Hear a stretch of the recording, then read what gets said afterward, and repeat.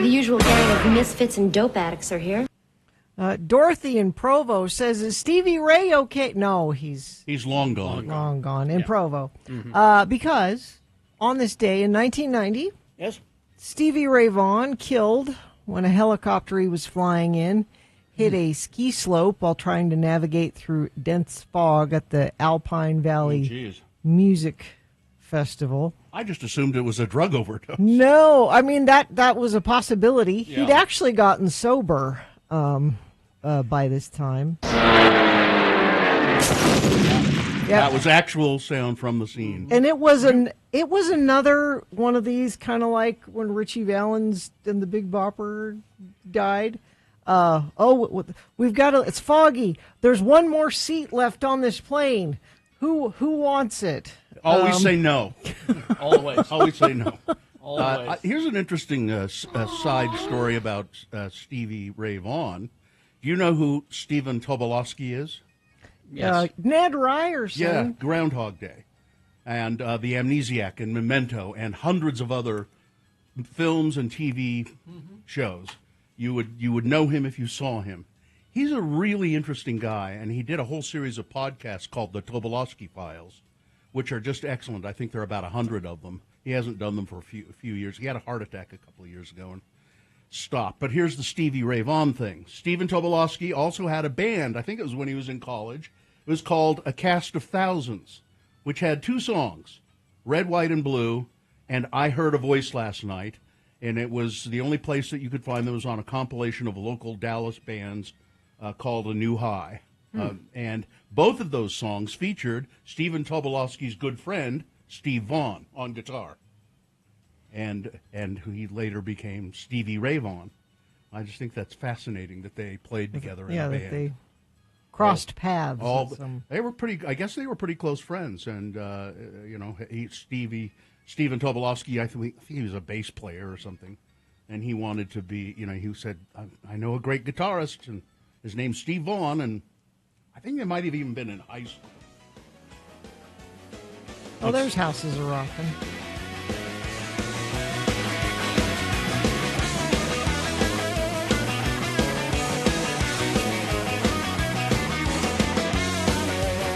Don't bother knocking if the house is rocking. You just come on in. I don't think I should. No, come on in. I wouldn't.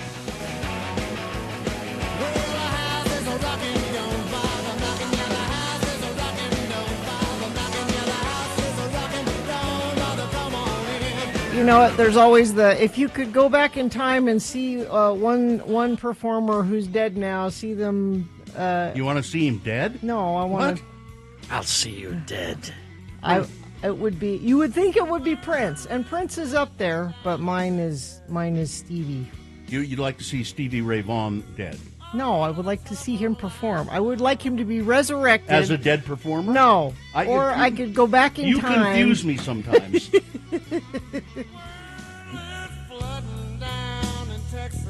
Says David Bowie saw Stevie Ray Vaughan play and contacted him for a studio gig in December where he played blues guitar on the album Let's Dance. Yep. Mm-hmm. John Hammond heard a demo album that Vaughan and Double Trouble had recorded and said, I want to sign you, boy. Yep. And did. He sure was a good guitarist. Oh, my God. I think he was better. He was a better blues guitarist when he was alive. So if you have your preference. Yeah, I'd like to see him alive. So you're thinking of the tribute act Zombie Ray Vaughan. Yeah, that's right. I'd see that too. Zombie Ray Vaughan. I like different act. Yeah. But he's one of those where he plays great guitar and then he sings and you're like, oh, that really goes with that. Those two things together. Huh? Mrs. Mary Had a Little Lamb.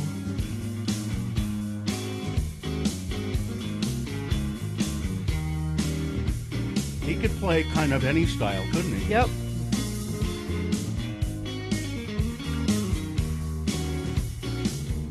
Mary had a little lamb. His fleece was white as snow, yeah. Everywhere the child went, you know the lamb was sure to go, yeah. He followed. Too soon. Gone gone too soon. When did he crash into the... 1990.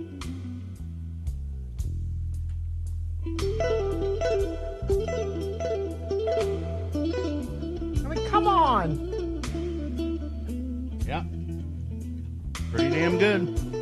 And his favorite guitar player is Jimi Hendrix. Oh. And he would cover a lot of see right there. Oh, yeah. I want this played at my funeral. It's in my death papers. Is it? Yep. You don't have a will, you have death I have papers? death papers. My death papers.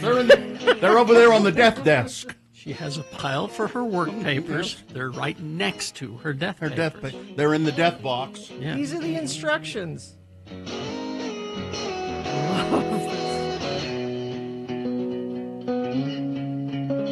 He was married to Laura Bell LaRue.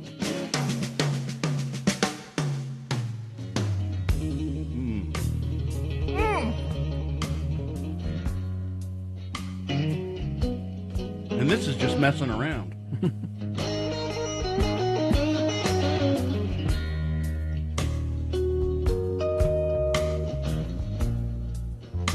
So this is Little Wing, if you didn't know. It's Jimi Hendrix.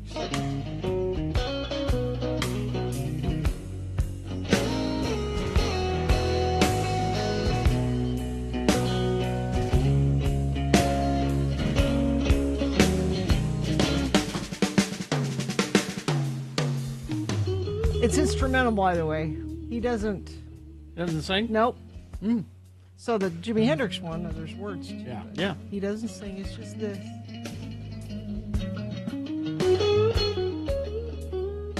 Can you compare it to? Can you do a quick cross to the Jimi Hendrix one? It's very different. It's very different.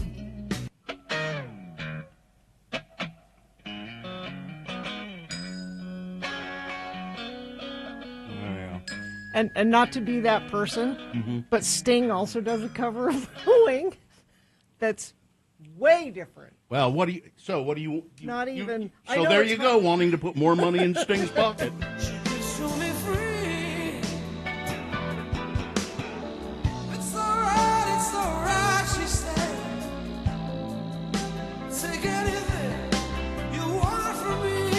It's my favorite song in the whole world.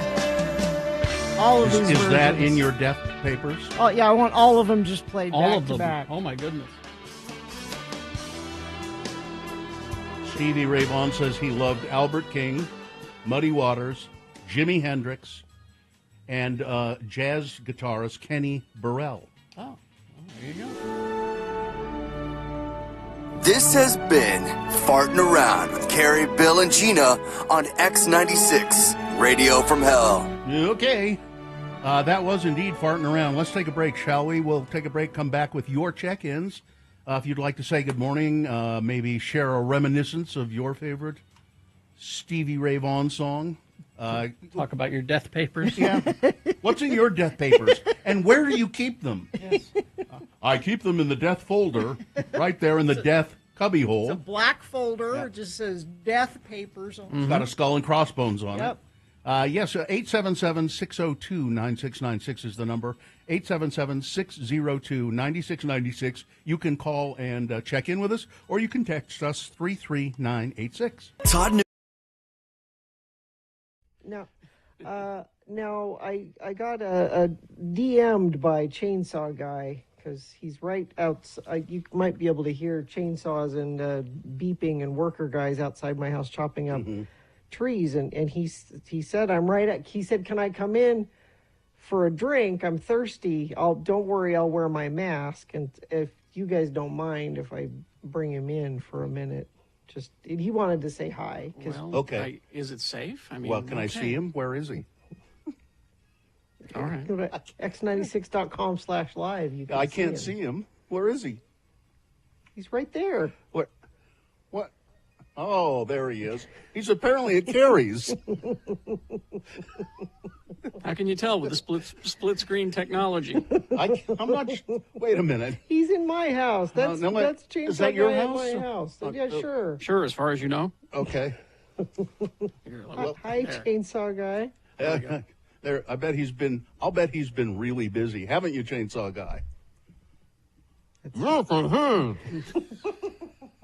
Wait a minute. There you go. That's right. I've been really, really busy. You know, Well, people have been calling me all the time about, they say, hey, Chainsaw Guy, a bunch of trees came down in the big windstorm. What should I do? And I said, well, you just get a chainsaw. You know? Well, it seems pretty easy, doesn't it? What I did, I just got a chainsaw, yeah? You know what I do? I call somebody who owns a chainsaw. I call a friend who has a chainsaw and have them come over and do it for me. That's right. And don't call me, though. I'm too busy. I'm as busy as a one-armed paper hanger.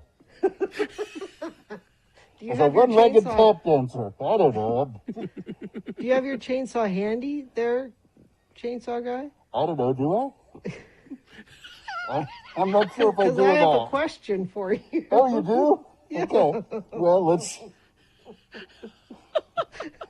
Okay, so if you ask your question, maybe I'll fire up my chainsaw. Okay. What's your question, Gina? Well, Chainsaw Guy, I have this really big tree that fell down in the windstorm yesterday, and it's blocking the road in front of my house, and I can't get out to get the mail. Chainsaw Guy, what should I do? Well, it's pretty simple. All you can do is you do it first, and you take your away. And then you take a light fluid, and then you wear the cover. And then you get the breeze, and you come around with the water, and then you take it down. And then, if it's you can't get it in, and then you grab the ball, and you grab the cover, and you say, and then you turn it around, and then everything is all right. Oh, thank you, Chainsaw Guy. That's very helpful. Don't forget the part about taking off your clothes. Chainsaw Guy, I'm just curious because, I don't think it's safe that you be in the house, a stranger's house, because your mask has holes in it. Well, I'm not contagious, honest. Honest. You're dangerous in other ways, aren't you? That's just sawdust. That's all that is. That's just sawdust. Okay. All right. Well, thank you, Chainsaw Guy. Thank you. Thank you very much. Oh, it's here. You better get back to work, I think, Chainsaw Guy. Is he gone? Yes, he just left. Okay, good. Yay, thank you. God, the things we do for you, Gina. I don't know what. That was elaborate. It was. Don't forget the part about taking off your clothes. It's very important. Yeah. To getting the trees cleaned up. Mm-hmm. Well, No, it's not Halloween already. That just No, depresses but- me. there's not going to be any trick-or-treating this year, is there? No. I'm not going to participate in any. No. I usually have candy and comic books for the kids, but no, I don't want you coming to my house. I'm sorry. This is not happening. In Los Angeles, it's funny because Los Angeles initially announced no trick-or-treating. Mm-hmm. And then they had to walk that back because they realized Because why? I don't know. I think they caught a lot of flack for it, and they said, now we're saying it's discouraged. Trick-or-treating is discouraged. Yeah, because, see, Gina, before they were saying, we're going to station snipers around the city and shoot people. 6:21, let's get this over with. Indeed, let's. We will go to your check-ins in just a second. I see there are a couple of people on the phone who want to say good morning. You can also text us, 33986. The phone number is 877-602-9696. We have a sponsor here, Gina? Saturday, September 6th, Veterans Memorial Park. Bill's going to be there. I will. Walking to fight suicide and raise awareness about mental health. Funds raised will benefit the American Foundation for Suicide Prevention. Register today at afsp.org/walk, sponsored by Ken Garf. The moon is 17.3% of full. It's a waxing crescent moon.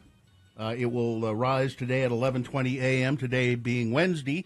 It's the 27th day of August in the year of our Lord Jesus Christ, 2025. It's World Lake Day. If you like lakes, if you want to appreciate the Great Salt Lake, do it now because it's not going to be here for much longer. Yep. And Bear Lake, where I just was, Bear Lake is 20 miles long and 8 miles across. It's Rock, Paper, Scissors Day. Crab Soup Day. Yeah. Crab soup. Yeah. And Pot de Creme Day. 6 cups of heavy cream, 1/2 cup whole milk, kosher salt, vanilla, beans split lengthwise, 18 large egg yolks, and 3/4 of a cup of sugar and whipped cream. That goes right to your heart. Delicious. And it's also International Lottery Day. And this is an all-new edition of the show for people who feel like hell in the morning. It's the Radio from Hell show, starring the Lords of Morning Radio. It's Kerry Jackson right there. I'm Bill Allred right there. That's Gina Barberi right there. Katie, for short, is our fine producer. I know Dawson is here. Probably Hudson is here. And the dog, Vax, is in the producer's booth, sleeping. Yeah, doing what he does really best. All right, now we go to your check-ins. All right, let's begin with Cody. Cody, good morning. Where are you calling us from? Good morning. I-15 southbound, like Bountiful-ish area. Okay, what's going on? Just wanted to call and say that I hope you all have a beautiful and blessed day. Everyone close to you, all those that you love. If you guys have a beautiful and blessed day, how can I not? Oh, that's nice. Thank you. It's very kind of you, Cody. Thank you very much. I hope the same for you. Cody! Wonderful day. All right. Thanks, Cody. See Thank ya. you, Cody. That's very nice. All right, let's go to Tom. Hello, Tom. Tom in Salt Lake. What's going on with you today? I'm just dropping off my car to the mechanic, Uh-huh. and so he can check things out. And I thought, hey, I might as well check in too. Might as well do that. I'm glad you did. Just general maintenance on your car, is that, or something serious? Maintenance, gotta get ready for winter. You know, I don't want to have the problems in winter. But I just drove down. I've been almost every street in Salt Lake all my life. I'm 33rd going to Maine. And I Okay. noticed between West Temple and Maine, there is Sioux Street. I've never been down that street. Well, go down Sioux Well, Street. I was down there. Go check out Sioux Street. How do you spell that? Suest. You know, I've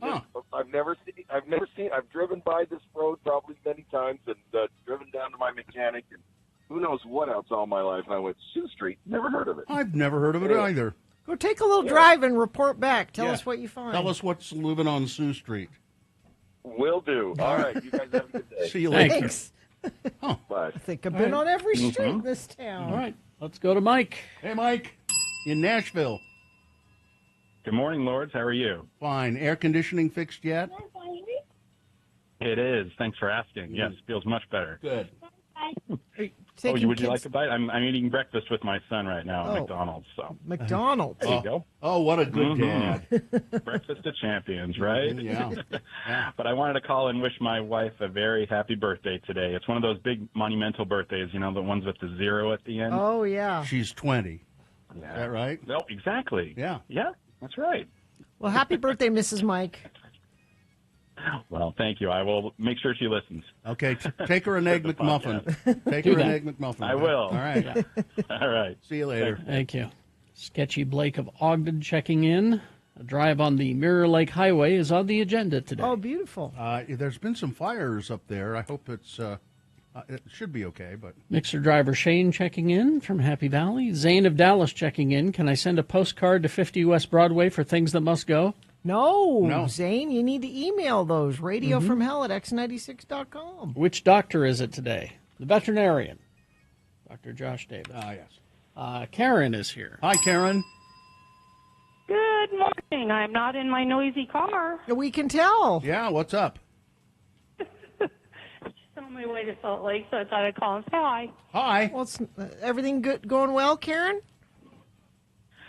Yep, it is. I'm glad to hear it. Got the great yearly boob squeeze today. I'm so excited. Yearly boob squeeze. Good for you for taking care of that. The big boob squeeze. All right. It sounds like it would be fun, but it's not.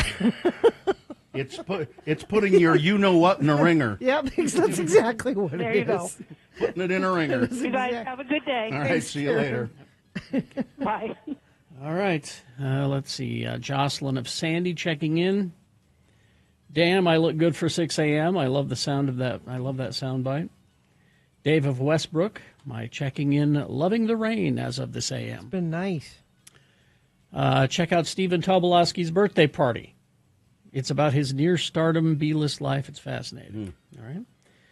Right-wing Wade checking in. Just don't get the death papers mixed up with your work papers. No, that would be disaster. Yes. Calvin from the Dell checking in. I don't know if you mixed up your death papers with your work papers, Gina. You might never die. Well, that's good. Jello Salad Annie. Adam checking in. I have my death papers safely pinned to my T-shirt at all times. That's smart, yes. Good. Nurse Adam checking in. As an Earth, please get your death papers in order. Don't leave big decisions to your kids, especially if you have money. Yes, if you love your kids, get your death papers in order. Mishak of Erda. I blame Eric Clapton for Stevie's death. Sure, Eric Clapton's not a good dude. Nope. No. Chef Roy checking in.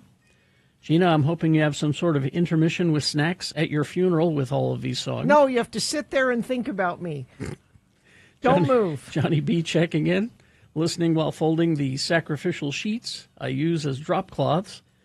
I shall be readying Bacchus to affix my west wall today. Oh, okay. Kira and Andy checking in. Trev from Tooele. Tristan from the most west of Jordans. Troy of Riverton.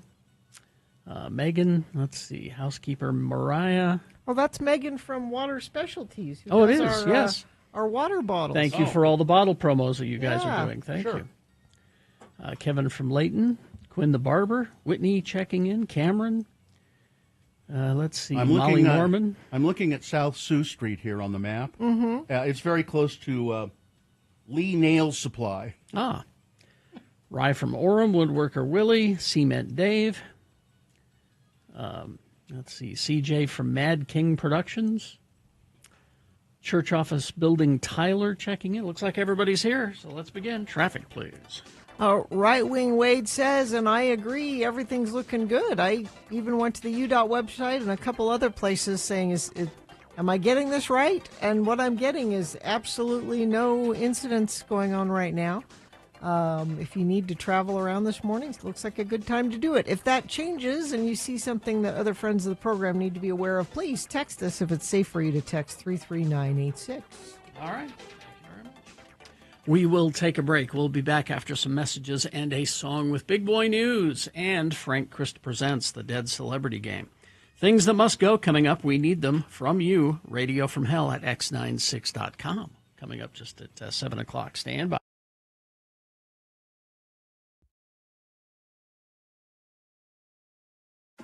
You brought up the word moist, Nick, as being a word that some people don't like. They don't like the sound of it. It kind of gives them the creeps.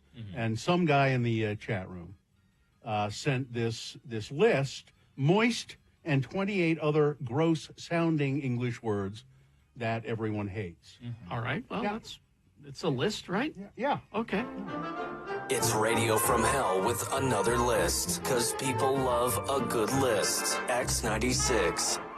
This is from something called the Thought Catalog, and I don't agree with most of this. I mean, there are some words that I kind of go, ugh. All right. But moist is not one of them. Number 2, blog. These are words that get under some people's skin. Number 3, lugubrious. What does that even mean? It means sluggish and slow. Okay. Yoke. Number 4, yoke. That's fine. Sure. Number 5, gurgle. It's fine. There are 2 number 5s here for some reason. Phlegm. Phlegm. Phonetically, it's fine. I mean, I don't care for phlegm, but it's a thing, but the word is okay. It's fun to say. Fetus. Now, here's a word. I kind of don't like this word. Curd. Curd? Curd. I don't mind curd. Like large curd. That's a fun word. Large curd. It's a good insult. Smear. I don't mind smear. Yeah, what's wrong with smear? Squirt. It's one of my favorite beverages. Yeah. Chunky. Chunky? Oh, that's a good pet name, right? Like, oh, look at that little chunky boy. Number 12, maggots. Yeah. Now here's one. Viscous. Viscous. It's viscous. It's fun to say. I like it for the reason people dislike that word. It attacks with the tip of your tongue, right? Queasy. Queasy. Bulbous.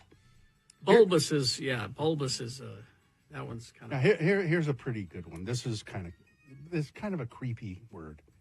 Pustule. Yeah. I think that's the first word you've said in this whole list that might elicit a physical reaction from me. Pustule. Yeah. Is that a pustule? Yeah. Ooh.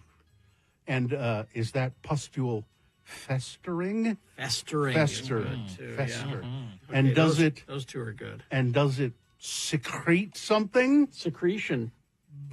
Okay, those three are pretty. Yeah. And then we go to 19, munch. No. I don't mind munch. Not 20. at all. Now 20, I don't know why, but I've never cared for this word. I don't like to say panties. I don't. I think it's a funny word. I don't know why, but I just don't like to say the word panties. Why? It's taboo, maybe, No, to some degree? I don't know. Why can't we just say underwear, Well, we have boxers, so what's wrong with panties? Well, there's a difference. I guess. Are you wearing panties? What if I am? I don't care. Number 21, clogged. Clogged. Yeah. Yeah. Number 22, again, these are English words that people don't like to say, don't like the sound of them. Mm-hmm. Vomit. Vomit is, that's. Jowls. Jowls. That's not a gross word. I would say vomit, back to vomit. Yeah. On its own, fine. Vomitus. Vomitus. That's where you. That's got some oomph Yeah, behind it. you're adding Yeah. some. Yeah. Number 24, dripping. Dripping. No. 25, roaches. Roaches. Roaches. Yeah. Just bugs.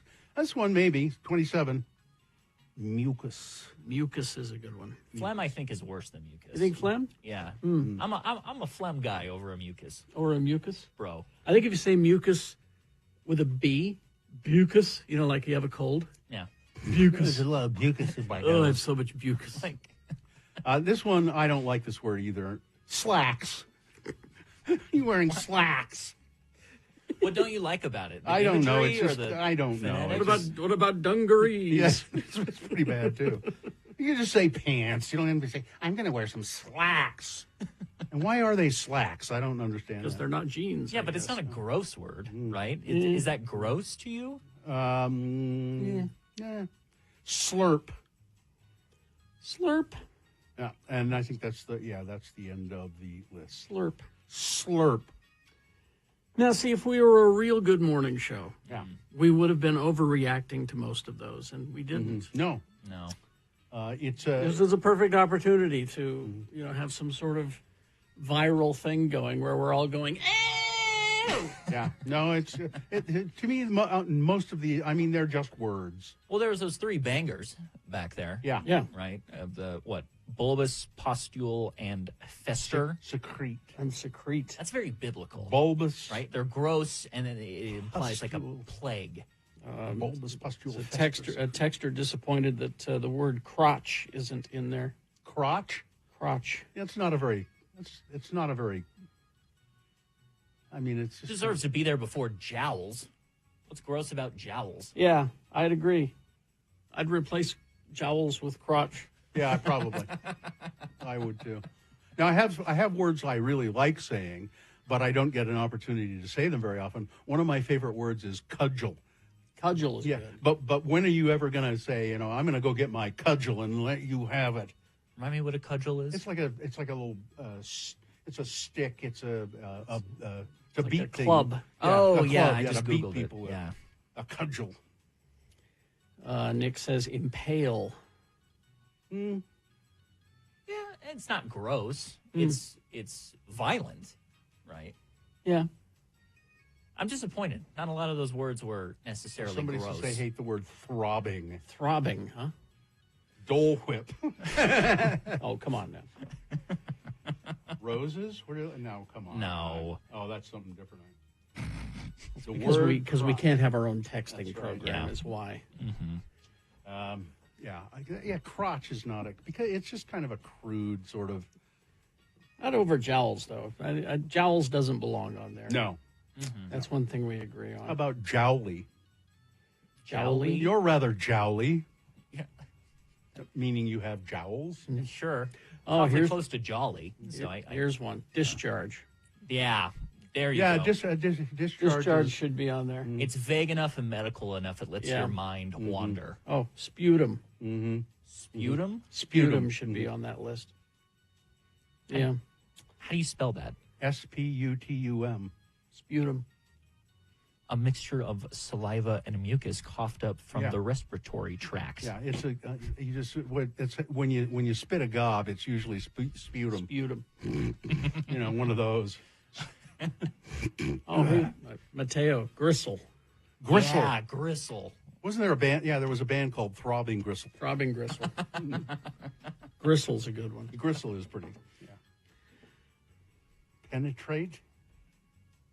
That's all right. Gross. Nah, It's nah. dirty. No, it's not dirty.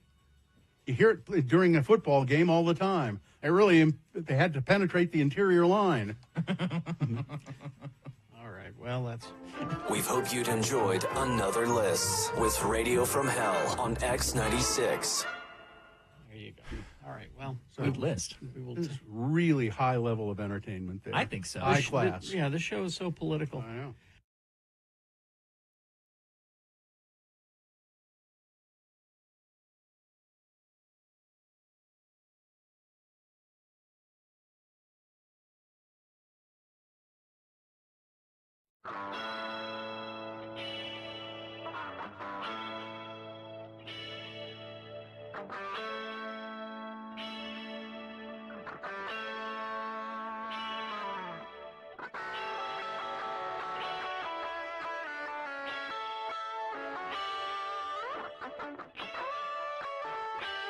Buzz. On this day in 1991, Pearl Jam released their debut album, 10. Went on to sell over 13 million copies. That was their debut album? Yep. Wow. Okay. Had Alive, Even Flow, Jeremy, all of those I on don't it. know why I was thinking that it was their second album. No. Oh, there you go. All right. Big boy news and opinioendo now. Right after that, it's Frank Christ presents They're Fine, They're Just Fine, the Dead Celebrity Game. We'll give you a list of 4 celebrity names. 3 of those celebrities are just fine. One of them is dead. If you pick the dead one correctly, you'll win what? Tickets to see the Hot Wheels monster trucks glow and fire live at the Maverick Center September 6th and 7th. All right. We got that for you. You'll get those monster truck tickets. Your kids will dig those. 877-602-9696. That's the number to call to play Frank Christ Presents and get those tickets right after this. Big Boy News and Opinioendo brought to you by Salt Lake Film Society presents the Summer Showdown, cult classic films on the big screen at Broadway Center Cinemas. Summer Showdown's Kubrick's A Clockwork Orange versus American Psycho this week. Get tickets and showtimes at slfstix.org. Well, we'll have to check with Frank Christ and see what he knows about this. It's an incredibly sad story. Yahoo Serious, Oh, no! now aged 72, has been evicted from his home as the elderly owner is hospitalized with dementia and needs the money. As of 2 weeks ago, Yahoo Serious had disappeared. Wow. Yahoo Serious, the 80s Australian flash in the pan and star of Young Einstein, claimed to have a maintenance for rent deal with a gentleman who is in elder care with dementia. The woman managing Yahoo Serious's landlord's estate needed to raise funds by evicting Yahoo Serious and selling the property. Yahoo Not his and real his name. and his darling Jack Russell Terrier Jingle have been reported as missing. Yahoo Serious has not been seen since he was finally evicted last week from a multi-million-dollar Palm Beach home where he had been illegally squatting. Oh. The Australian star who produced box office bonanzas at his peak was forced to flee with his Jack Russell Terrier after Jingle? the landlord kicked him out. Jingle. Jingle. Not jingles, it's jingle. The Daily Mail can now reveal he has left an array of bizarre items behind. Oh, let's hear it. In his aging soft-top BMW, which lies abandoned outside the home and contains all of his worldly goods.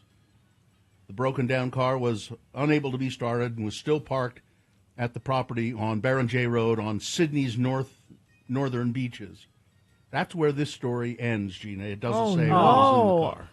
They tease you with unusual items in the car and don't tell you what they are? Well, let me see. Okay, here we go. Okay.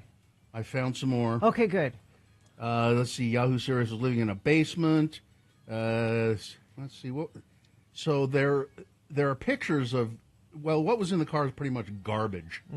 Just a lot of garbage. Okay.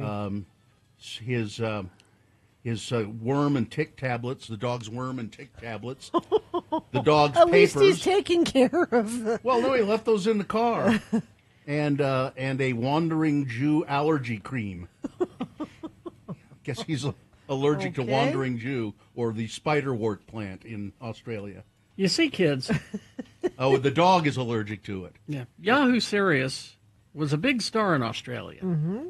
And they made this movie and sent him over here thinking he was going to capture Hollywood. Didn't work. Did not happen. Didn't happen. Did not happen.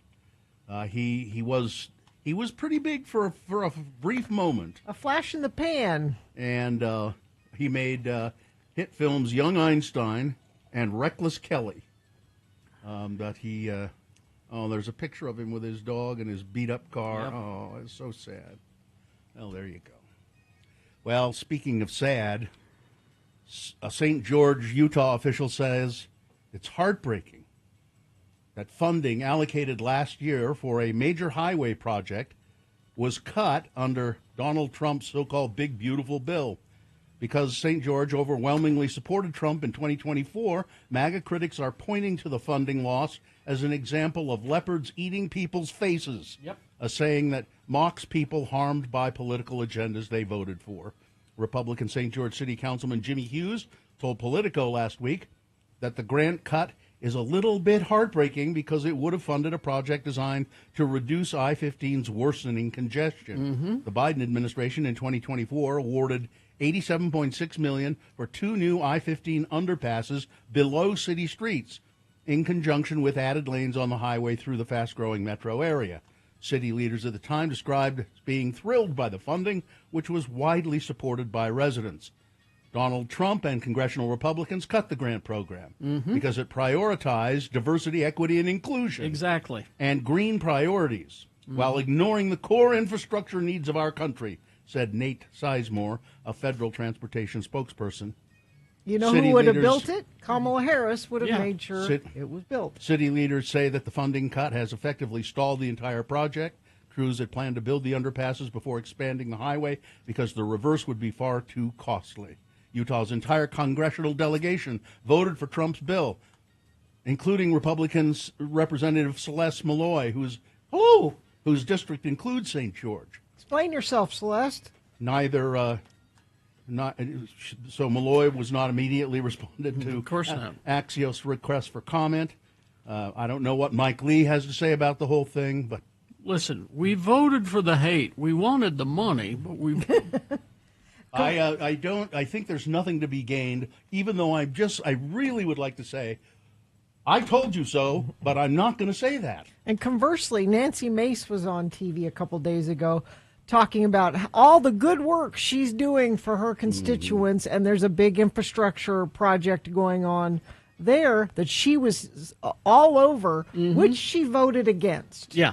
Is Nancy Mace the one she was on her way to a town hall, and she walked up to the door of the town hall just recently and looked inside, and there were 8 people in there, and she just kept going. Yeah, it was a fundraiser, not a town hall. Oh, it was a fundraiser. Oh, no, she wouldn't do a town hall. Yeah, so there were only 8 people there, and she just kept walking. Yep. A new law requiring gun safety lessons in elementary, middle, and high school is now in effect here in Utah. Requiring. That means for the 2025-26 school year, public schools must offer this curriculum. House Bill 104 was passed during the legislative session. It requires school districts to provide firearms safety courses to students at least 3 times between kindergarten and grade 6, once in middle school and then once again in high school, for a total of at least 5 times between kindergarten and grade 12. One of our standards is making healthy decisions and practicing decision-making skills in safety situations. Should I shoot or should I not shoot? Ask yourself. Jeez. Does this gun hold? Yeah. Is it so kids don't? Is it safety like Look, don't touch guns if you find them? And well, I don't know. It was that would- optional when I was in school. It was optional, like hunter safety. Hunter right? safety. Yeah. It's and that's how the NRA got started. And was they offering hunter safety. And they didn't ask us questions like, should I shoot or not shoot? It was always, this thing could go off. Whatever it's pointed at. Here's you what should- it says. Only pointed at something you're prepared to destroy. A spokesperson You know? said the district will not be teaching students about the safe use of firearms. Instead, students will be presented with information on what to do if they encounter a gun Yeah. at home, at school, or while in public, having them prepared with skills or the resources and decision-making tools they might need to handle it in the safest way possible. Yeah, if you're at a friend's house and you come across a gun, don't touch it. Go tell somebody. Somebody get the commander-in-chief of Gatorade. Donald Trump just wrapped a marathon cabinet meeting on Tuesday That afternoon. wasn't a cabinet meeting. That was a ass-kissing That fest. lasted a staggering 3 hours and 17 minutes, a time in which viewers could have watched The Godfather or The Godfather 3, for that matter, in its entirety. And yes, he did share his thoughts on a lot of things. Trump says America would accept a dictator in exchange for less crime. He said I'm not a dictator, but if I was, Americans would accept it if it resulted in a drop in crime. Now imagine that sentence being said by Barack Obama in a tan suit. And Donald. And this is the third time he's brought it up. Third time. He also shared a fake story about a conversation he had with Governor Wes Moore, the Democrat from Maryland. Did not happen. President Trump added Illinois Governor J.B. Pritzker should be calling him to do the same thing because crime in his state, and Chicago in particular, has gotten out of control. The line is I'm a dictator, but I stop crime. So a lot of people say, if that's the case, I guess I'd rather have a dictator. He says MSNBC is worse than violent gangs. Really? And Rachel Maddow is worse than violent gangs. He vowed to use the death penalty in Washington, D.C., despite it being abolished since 1981. And he doubled down on a push to import 600,000 Chinese college students to the United States. But he just deported a bunch of Chinese college students. While signing some executive orders in the Oval, Trump continued his ongoing criticism of Governor Moore of Maryland and the city of Baltimore for being a deathbed with tremendous crime. Now, I met that governor at the Army-Navy game, and they said, oh, there's Governor Moore. He'd like to see you. And he came over to me, and he hugged me, and he shook my hand. He said, you were there. And he said, sir, you're the greatest president of my lifetime, Trump said, adding that Moore had told him he was doing a fantastic job. I said, well, that's really nice of you to say that. I'd love you to say that publicly, but I don't think you can do that, so it's okay. Then now Governor Moore said, what? Yeah. This never happened. Well, and they found the tape of this meeting. Yeah, too. and they played it for Trump, and he went ahead and said it again. Yeah, but you can see that It did not happen. And again, he creates his own reality. if it were Biden, there would be so many editorials about his brain. He believes this. A Missouri farmer told Congressman Mark Alford exactly what every other hardworking American is thinking right now. I'm pissed. You need to take your head out of Trump's ass. Yes. The heated voter, Fred Higginbotham, was one of many unhappy folks who showed up for a town hall on Monday, and he didn't mince words. He said, get him out of office. The man's a dictator. He knows nothing about what he talks about. I'm about to lose my farm. You know why? I'm sure you don't know why, Higginbotham said, whose roots in Michigan go back to his great-great-grandfather. Then explained to the lawmaker, who was dressed in a clean, crisp suit, about why he was about to lose everything and how the government didn't give a damn about it, before slamming the lawmaker for being out of touch. Do you think we're idiots? You talk about half-truths when I listen to you. You know nothing about taking care of children because you've always had a really good paying job. You know nothing about working-class citizens. You're not helping me. Believe me, you are not helping me, he said. Well, a mystery has grown. Disturbing discovery, 70 piles of cremated human remains mysteriously appeared on the side of a dirt road just outside of Las Vegas. 70 piles. The disturbing discovery was made Monday near the rural community of Searchlight, about an hour south of Las Vegas. A source told the local news station they stumbled on the piles and provided a photo of the grisly scene. The BLM has opened an investigation. And finally this story. Well, I like this headline, then I'll give the last story. Coast Guard has seized enough cocaine to fatally overdose the entire Florida population. Why? Wow. Why did they take it? Let them use it. And then finally this. You thought I was being overstating things yesterday. Two different stories I have here with this headline. Burning Man Orgy Dome completely destroyed by wind. Devastation at the Burning Man Orgy Dome. It destroyed the whole thing. That's probably for the best. Well, I don't know. Sand everywhere. Yeah. So there you go. Sports, weather, traffic. I needed this. America needed this, and that's not an exaggeration. Yes, it is. No, it is not. It is too. It is not. Taylor Swift, Travis Kelce, engaged after 2 years of dating. There were people running around this office yesterday going, "Hey, did you hear?" I'm telling you, this is in these trying times.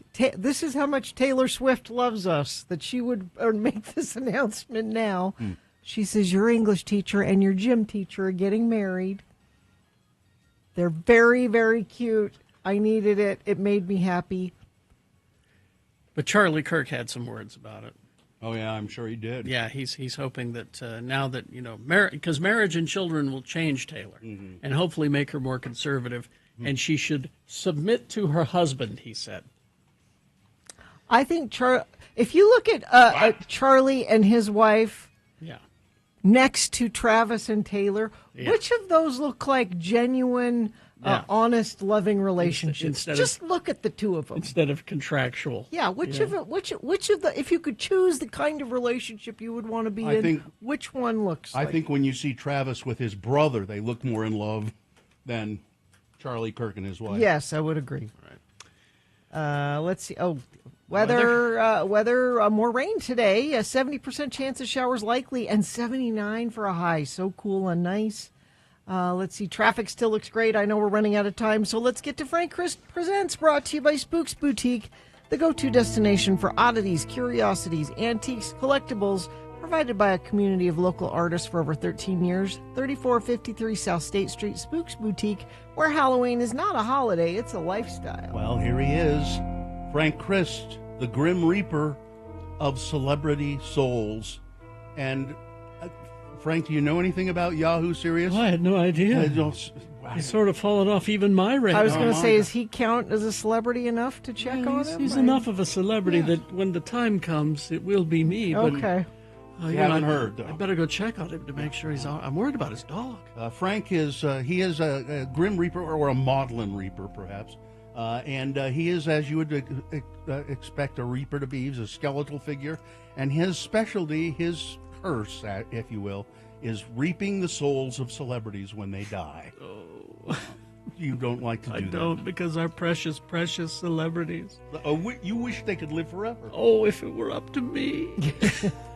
Frank joins us to play the game we call Frank Chris Presents. They're fine. They're just fine. He's given me a list of 4 actors. 3 of the actors on this list are, as Frank says, fine. But one of them Frank has taken, and it is the contestant's job to figure out who the dead celebrity is. And do we have someone? Kevin is here. Kevin, how are you? Oh, I'm fine, just fine. Well, that's good. That's good, Kevin. Now, Kevin, if you are able to identify the dead celebrity on this list, you'll win a prize, which is what, Gina? Tickets to see Hot Wheels monster trucks glow in fire live at the Maverick Center September 6th and 7th. All right, you ready to go? I am ready to go. All right, because it's National Lottery Day, that's an International Lottery Day, Frank has given me a list of actors in movies about the lottery. Identify the dead actor. Number 1, Lani Kazan. She won an Emmy for guest starring on St. Elsewhere and a Tony for My Favorite Year. Her other television work has included The Paper Chase, Columbo, Touched by an Angel, and Will and Grace. She was in a movie called 29th Street about a lucky man, a lottery ticket, and the mob. Number 1, Lanny Kazan. Number 2 is Charlie Murphy. He was a writer and cast member of the comedy series Chappelle Show, as well as the co-star of Black Jesus. He did voice work for Grand Theft Auto San Andreas and the cartoon series Boondocks. Murphy was Eddie Murphy's brother. He was in a movie called Lottery Ticket. Number 2, Charlie Murphy. Number 3, Fionnuala Flanagan, known for the films James Joyce's Women, Some Mother's Son, Yes Man, The Guard, and Song of the Sea. On stage, she was in Ulysses in Nighttown and The Ferryman. She was in Waking Ned Devine. A man in a small Irish village dies of shock after winning the lottery, and the rest of the town conspire to claim the winnings for themselves. Number 3, Fionnuala Flanagan. And finally, Vincent Pastore. Often cast as a mafioso, he was best known for his portrayal of Salvatore Big Pussy Bonpensiero on The Sopranos.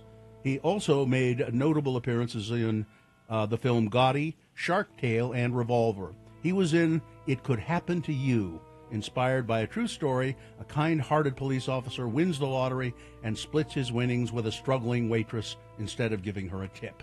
Number 4, Vincent Pastore. All right, which one of those actors is dead? I'm going to have to go with Charlie Murphy. You would be correct.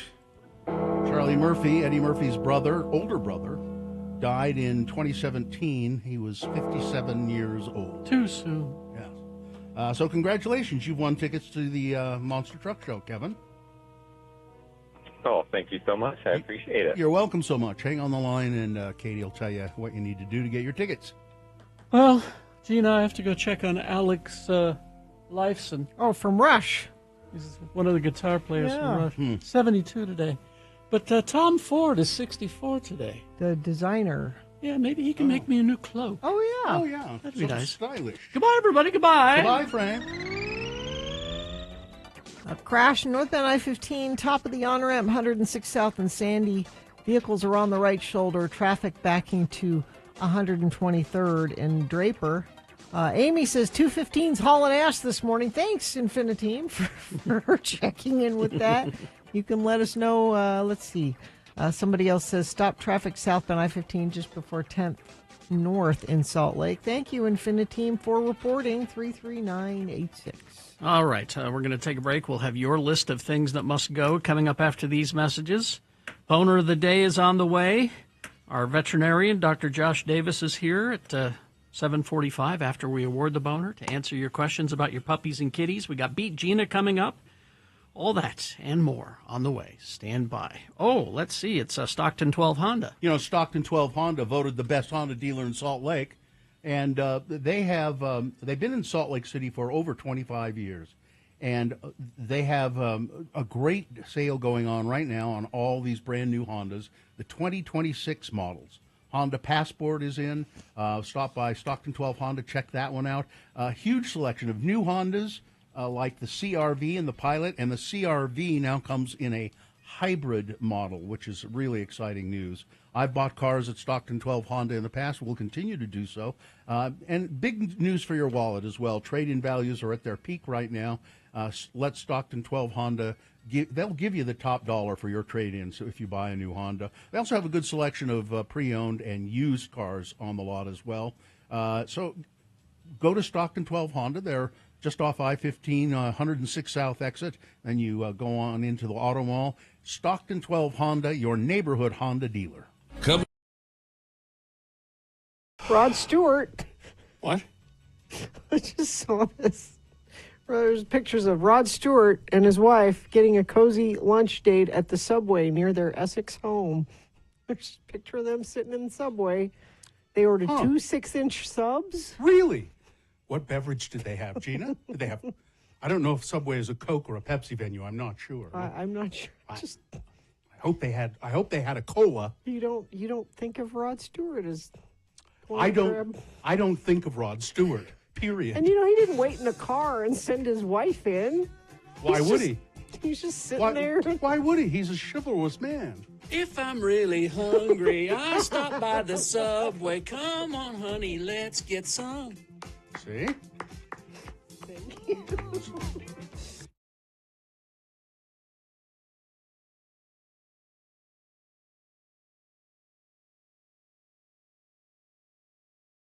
farting is far from just a human problem.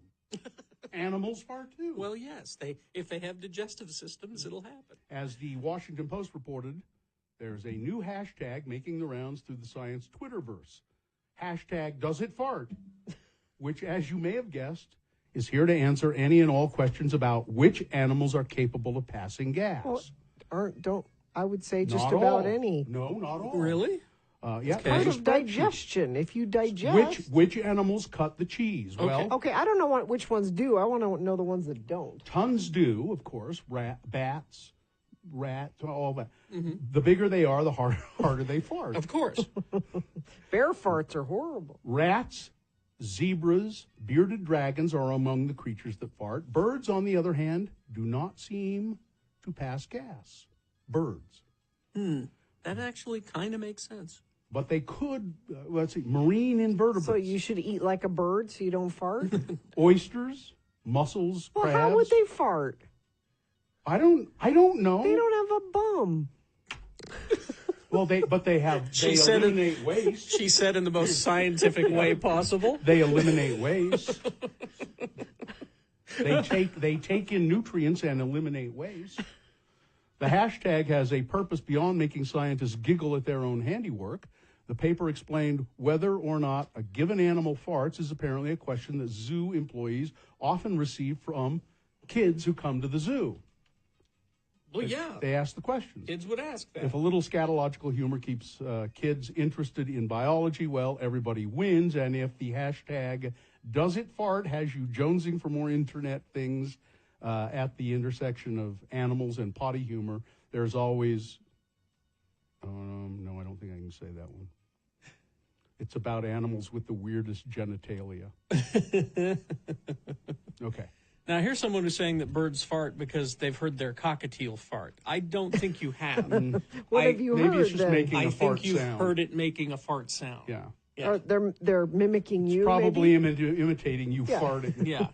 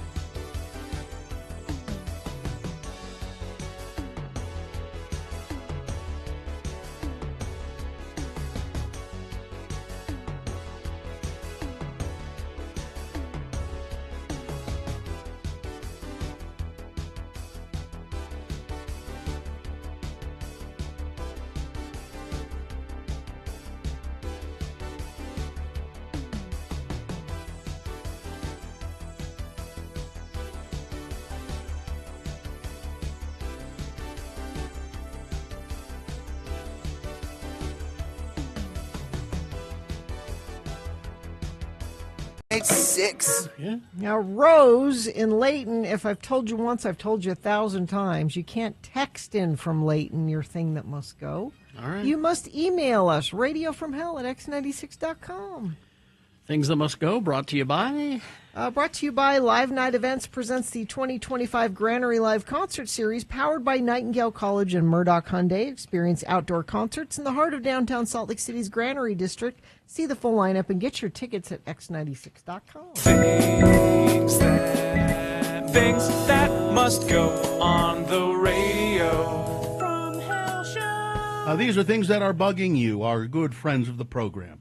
Things that are intruding on your life. You just can't take it anymore. You can't stand it.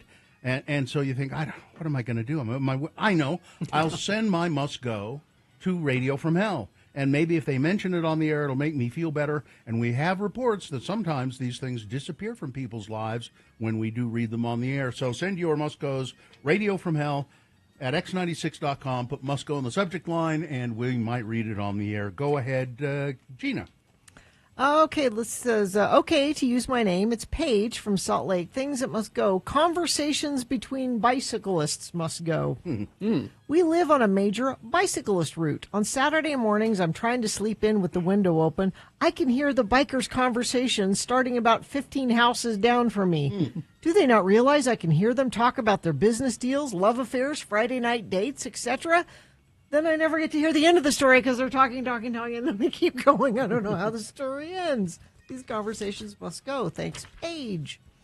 Hello, Lord. You may use my name. It's Jennifer.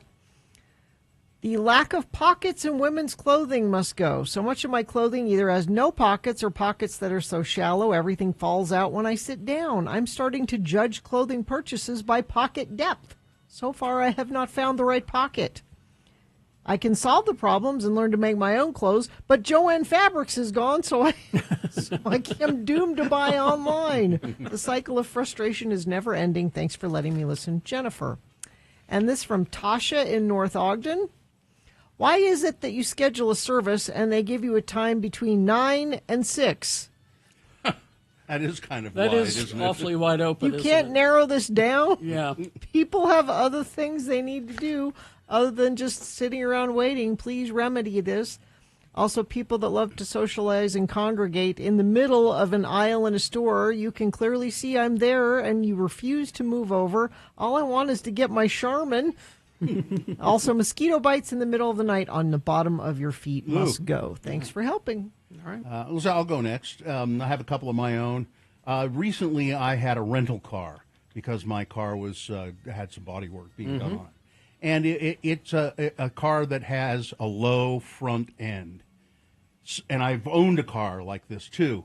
The front end is so low that you can't go in and out of a driveway without it scraping. Oh, yeah. And I just don't get that. It just drives me crazy. Even the slightest little dip and it'll scrape. And also, perfumed garbage bags must go. What is... You don't perfume the garbage bags. It just makes it smell like garbage with perfume on it. This one says, hi, my name is Jenny from Lehigh, and you can use my name. Things that must go is the Karen that keeps calling the police on my 22-year-old son watching trains. He's been called on over 6 times now. No, he's not suicidal.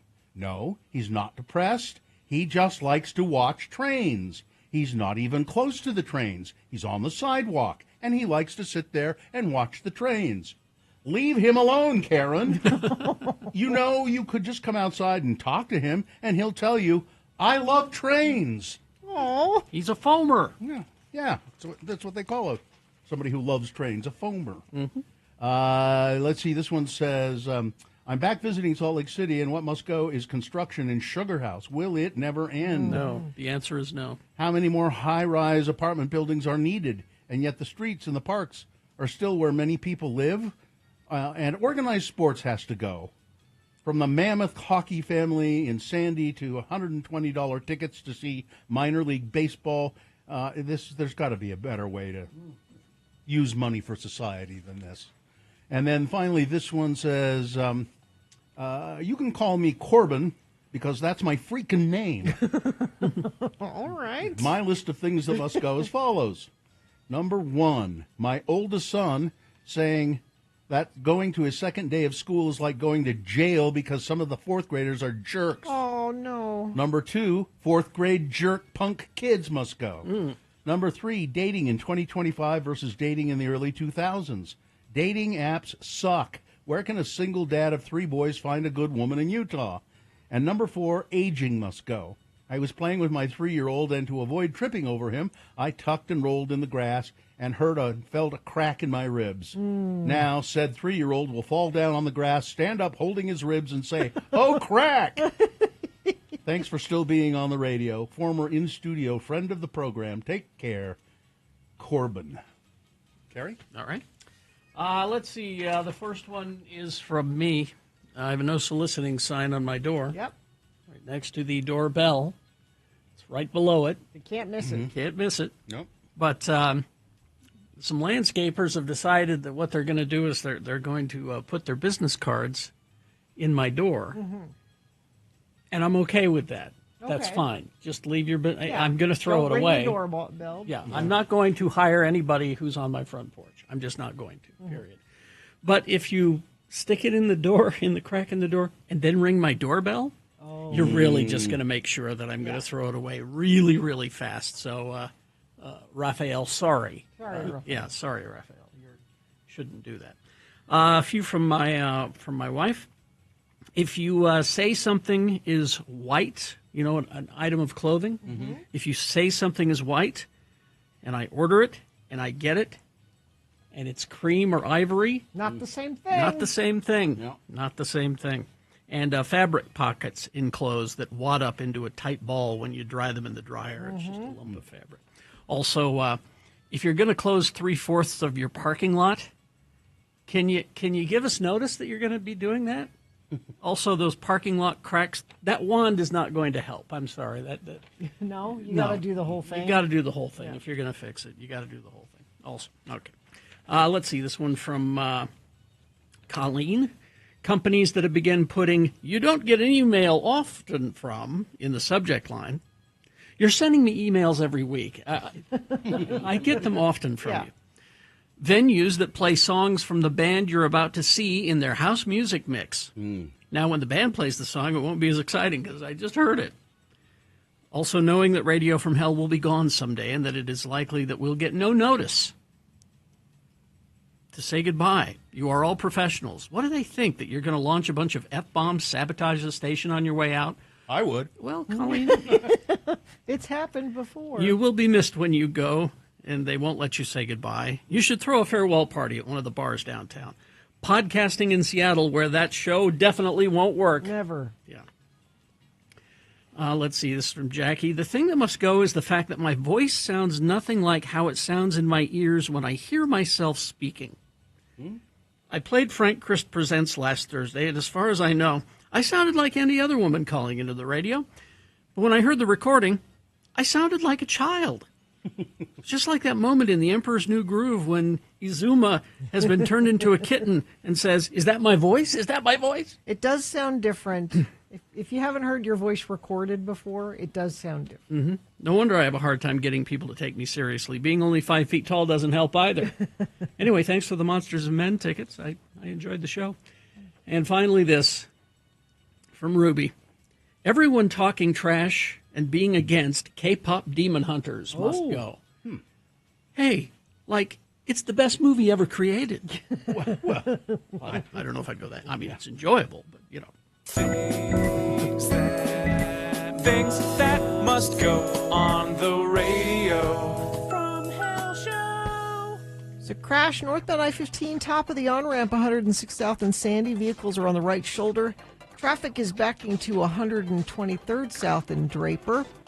Got a crash southbound I-15, 32nd South. Crash eastbound Bangor Highway, 12th West.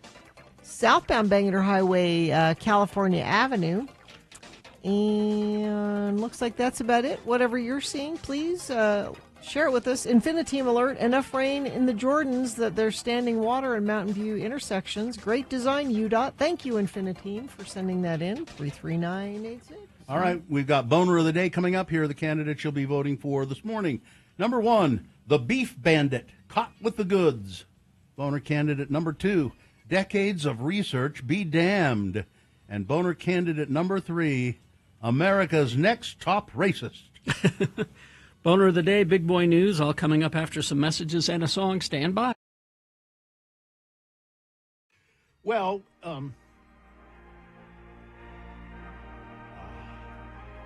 since we're, you know, Is this time machine music? since we're, Old-timey? yeah.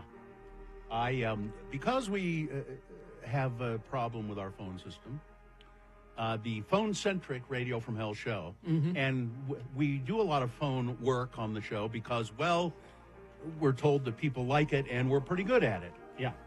But it's a tool that we don't really like to use right now because of the incessant beeping and... We're told this will be fixed, Yeah. but who knows when. So in the meantime, let's have a Radio from Hell classic bit. Something that we recorded years ago, back when this show was funny and not political. And the phones worked. But we didn't use them much. That's probably what happened. We didn't wear them out. People are going to get angry and turn off the show. I have reams and reams and reams of notes. It needs to be better. That's right. Louder, faster, funnier. That's what we always say. Yep. So what choices do we have here? We have many. Yeah. I have a suggestion, but I mean, Okay. we have many. What's your suggestion? I am going to suggest a Space Elders episode. Whoa, we haven't Okay. played one of those in a while. And this is one where Gina got to put her sexy voice on. Oh, is it the Borg Queen? The Borg Queen. We played one when you were gone, which had your Carrie said it's your favorite line ever in Space Elders, which was, "Well done, Qui-Gon Jinn." Well done, Qui-Gon. Well done, Qui-Gon Jinn.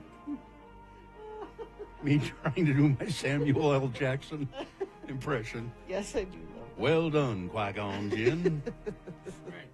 Now, warning, this is long. And Okay. and it's old. And What? it's not funny. Sure, it's long and not funny, so I'm glad. Well, Here we go. Here we go. Or not.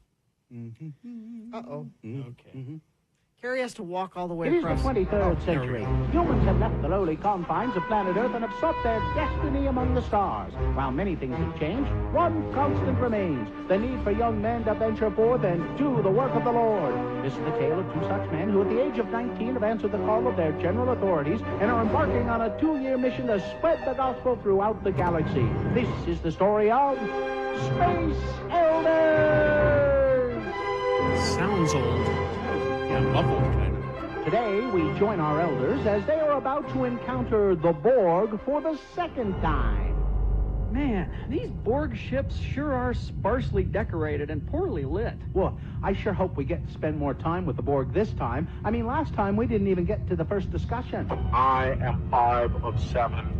I am here to show you the way. Hey, that's why we're here too. Hello, Mr. 5 of 7.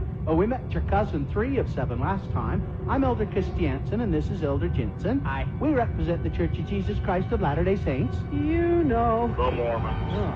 Yes, your exploits are known throughout the collective. Hey, Lehigh, we're famous, huh? All Borg are one. Whatever one experiences becomes available to all. Well, that would speed up fast and testimony meetings. Say, where are you taking us? To her chambers. She is expecting you. I don't like the sound of that. Welcome, elders. I have been anticipating your arrival. Hi, ma'am. I'm Lehigh, and he's Butch. Hi. I have wonderful plans for you boys. Together we will rule over the perfect Borg galaxy. Well, I hope this can wait until after our mission is over. Ma'am, who exactly are you, and why do you have plans for us? I am the Borg. Well, I thought they were the Borg. They are, and I am. And once we assimilate you two, you will be Borg as well. Oh, I get it. He's a Borg, she's a Borg. Everywhere a Borg. Old MacDonald had a Borg. Knock it off, Butch. We better come up with a plan quick, or we're going to be assimilated. Okay, Ms. Borg, tell you what. I'll give you my new fender flares and the luggage rack off of Lehigh's bike, and we'll just be on our way. You will look cute in black rubber suits, and I have picked out some special prosthetic parts for each of you. Soon you will be my lieutenants, my consorts, my special friends. Together we will assimilate the Federation, then the Romulans, then the Cardassians, and then whoever else we can find. And we will have fun doing it. Hook them to the assimilator. Hey, come on, let us go! Nothing like the assimilation of new young men to make one forget about how Locutus left me without saying goodbye. Something is wrong. The assimilation process has failed. They have already been assimilated by a stronger force than the Borg. Quick, shut down the machinery. The feedback could contaminate the collective.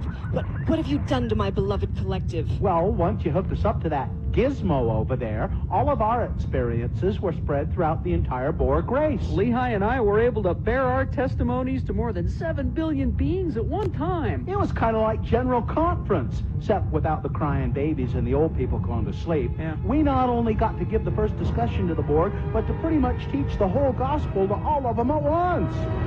Could it be? Have the Borg finally met their match? Could Butch and Lehigh be immune to the assimilation process? Tune in next time to hear the board say... 5. I am Elder 5 of 7, and this is my companion 4 of 9. We represent the Church of Jesus Christ of Latter-day Saints. Do you know the Mormons? Oh, you've turned the most feared race in the galaxy into a bunch of jello-loving, suburban-driving moral goody-goodies. Well, you think that people were afraid of you before. Wait until you start approaching planets now. Man, I'd hate to play word ball against these guys. I think our work here is done. Hey, can we count all 7 billion as converts? Well, technically, we didn't baptize them. We'll have to check with Zone Leader Hansen just to be sure. What about me? I was queen. I was the most powerful being in the galaxy, ruler of an entire race of warriors. What am I supposed to do now? Well, I guess you are now the most powerful Relief Society president in the galaxy. Congratulations. Gotta go. Bye-bye, sister. On the next artificial limb attaching episode of Space Elders. That was not only long, it was really slow. Yeah, editing. We need a little copy editing. We needed to learn about editing. And I've never smoked. But Man, my you did in voice that. is You did in that bit. Oh, you were the mistress of the night there. All right, so there you go. I mean, the concept was pretty good. It just needed it needed editing.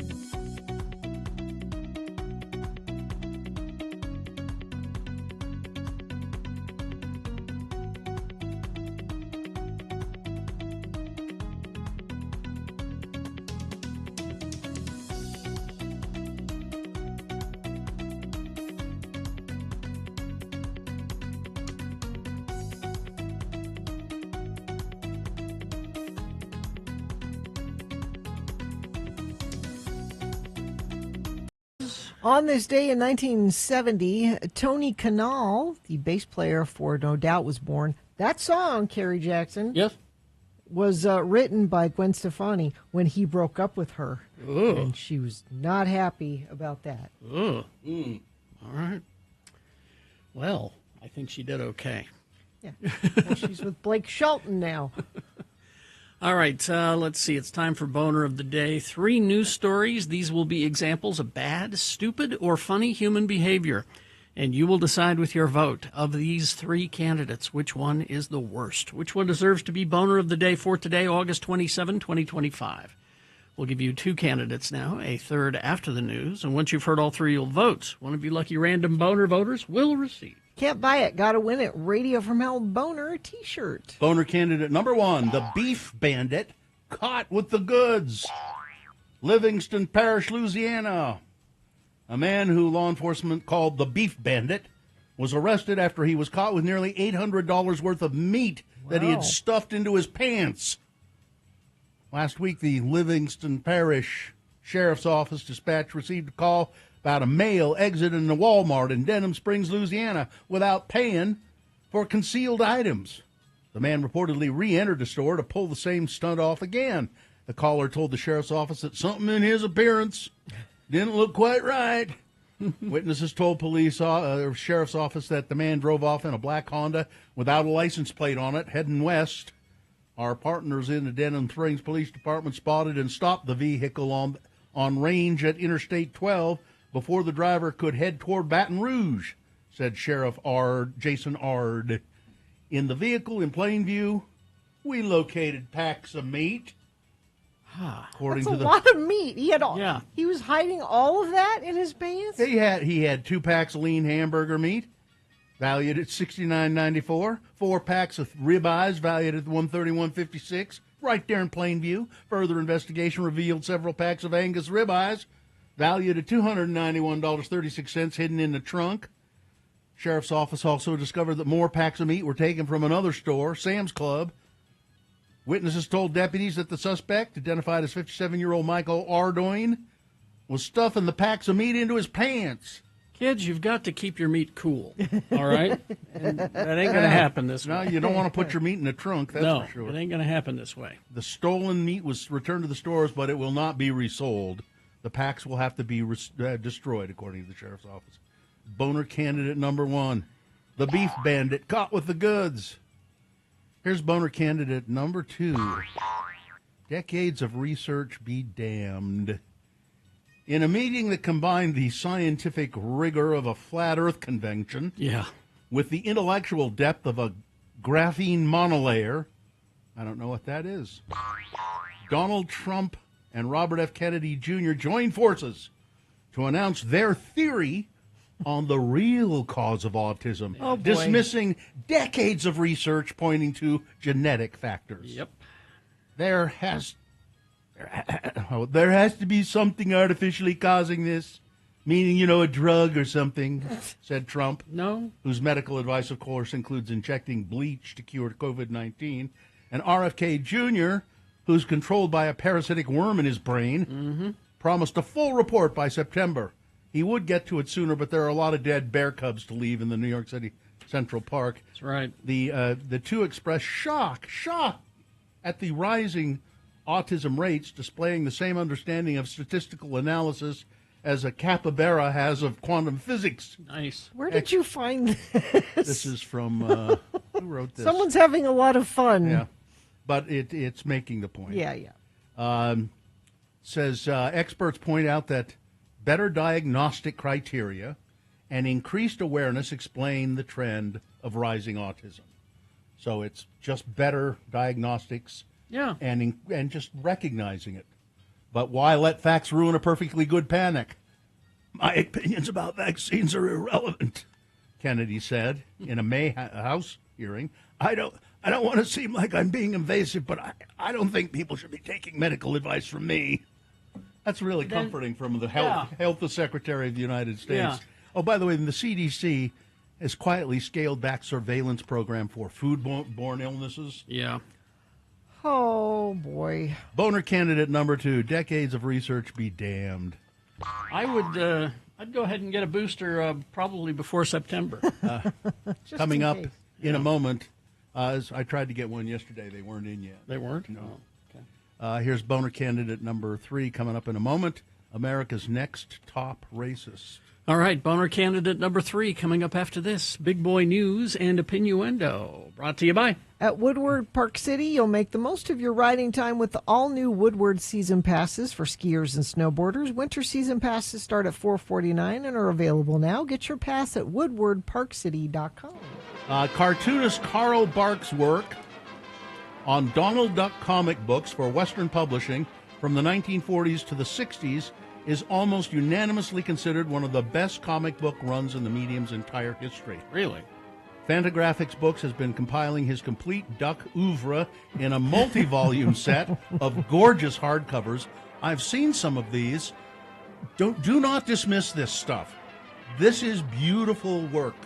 And Duck Oeuvre is a good band name. Yes, Duck Oeuvre. This is the very first Donald Duck storybook. Donald Duck finds pirate gold, and as you go through the pictures, and I've seen some of these hardcovers, they're just absolutely stunningly beautiful illustrations, and it's all in the service of Donald Duck, for God's sake. And there are hundreds of them. They're Yes, beautiful. Anger management issues, though. Donald Duck, I mean. A little bit sometimes. Yeah. University of Utah campus police responded to reports of a gunshot at the Marriott Library. I think it was yesterday. Determined the reports were unfounded. There were hoaxes all over the country. Yeah. The last few days. Really? Yeah. Yeah, it's at schools. The university's Department of Public Safety said the first reports were called to Salt Lake City dispatcher 10 a.m. Tuesday. Police responded to the scene, determined that the noise reports were not related to an active shooter. The call was also not considered to be a swatting incident. But there have been swatting incidents. Rebecca Walsh, a spokesperson for the university, confirmed the noise. There was a noise. but it was a noise that was mistaken for a gunshot. Tuesday morning's report comes as several universities across the country, as Gina's indicated, have responded to reports of an active shooter.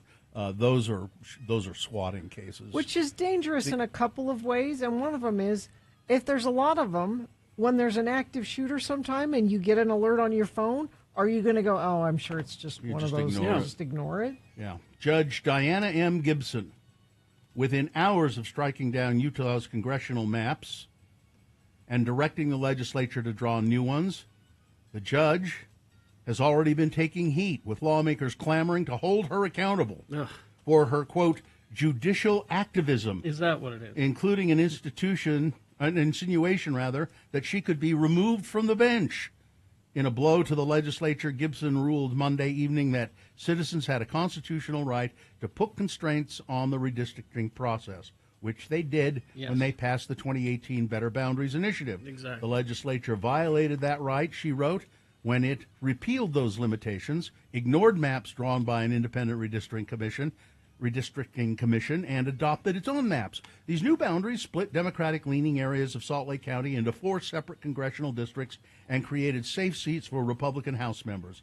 Judge Gibson took 76 single-spaced pages to justify ignoring plain language of the Utah Constitution, Senator Daniel McKay wrote. Could Judge Gibson be the first judicial removal for ignoring the Utah Constitution that she took an oath to uphold? Daniel, you're ignoring the will of the people. Yeah. It is difficult to get one of these ballot initiatives passed. Very difficult. Does not happen very often. The people were duped, Gina. They didn't know what they were voting for. They were duped. All the people voted for was, you know what, we would like an independent, nonpartisan commission to draw the maps. That's all they wanted. Listen, this is what's terrible. Let's focus on the judge here. She's not only as asshats like Dan McKay threatening to remove her from the bench, she's been getting threats. Of course, because that's how you do things now. I'm stunned that Daniel, the people voted this way because they knew how you would do it. And this is why, you remember, the legislature wants to make it so the governor gets to pick the chief justice. Mm-hmm. They're not happy with justices at all right now because they're not getting their way with The texter is asking, is this legislative activism then? Sawyer Hemsley is a co-creator of the Utah-founded chain Crumble Cookies. And Sawyer has said he has come to understand and accept that he is gay. The co-founder of Crumble Cookies, which has grown from its first store in the college town of Logan to a global brand, said on Instagram he wants to tell his own story about his sexual orientation. There have been people online trying to define me, twist things, and share conversations in ways that I feel harmful, said Hemsley. Instead of letting others write my story, I want to share it in my own words. Mr. Hemsley, who was raised in the Church of Jesus Christ of Latter-day Saints, wrote, I have come to understand and accept that I am gay. It's taken me a long time to really process this part of myself and even longer to feel comfortable enough to say it out loud. But, I bet it's really a load off of his mind to say it out loud. It has to be. Let's see. The big cabinet meeting. Here's a part of the cabinet meeting or the ass-kissing meeting that Trump had at the White House, 3 hours and 17 minutes of it. Here's part of it that I thought was great. Donald Trump launched into a bizarre stream of consciousness monologue to open the meeting. The president veered into an awkward bit as he said looks were not important in politics, and then suggested that if he praised Attorney General Pam Bondi's physical attributes, his career would be over. I look at Pam and I would never say she's beautiful because, well, that's going to be the end of my political career, he said. After the awkward compliment, Trump lurched from subject to subject without interruption as members of the cabinet listened and occasionally laughed at his remarks. At one point, he appeared to mix up the drug companies Eli Lilly and Johnson & Johnson while claiming he was cutting prescription drug prices for Americans by 1,500%. It's not even possible. Trump said he'd been at work in his second term for several months because he initially had to prepare by redecorating the Oval Office. He also said he planned to put a very substantial tariff on furniture.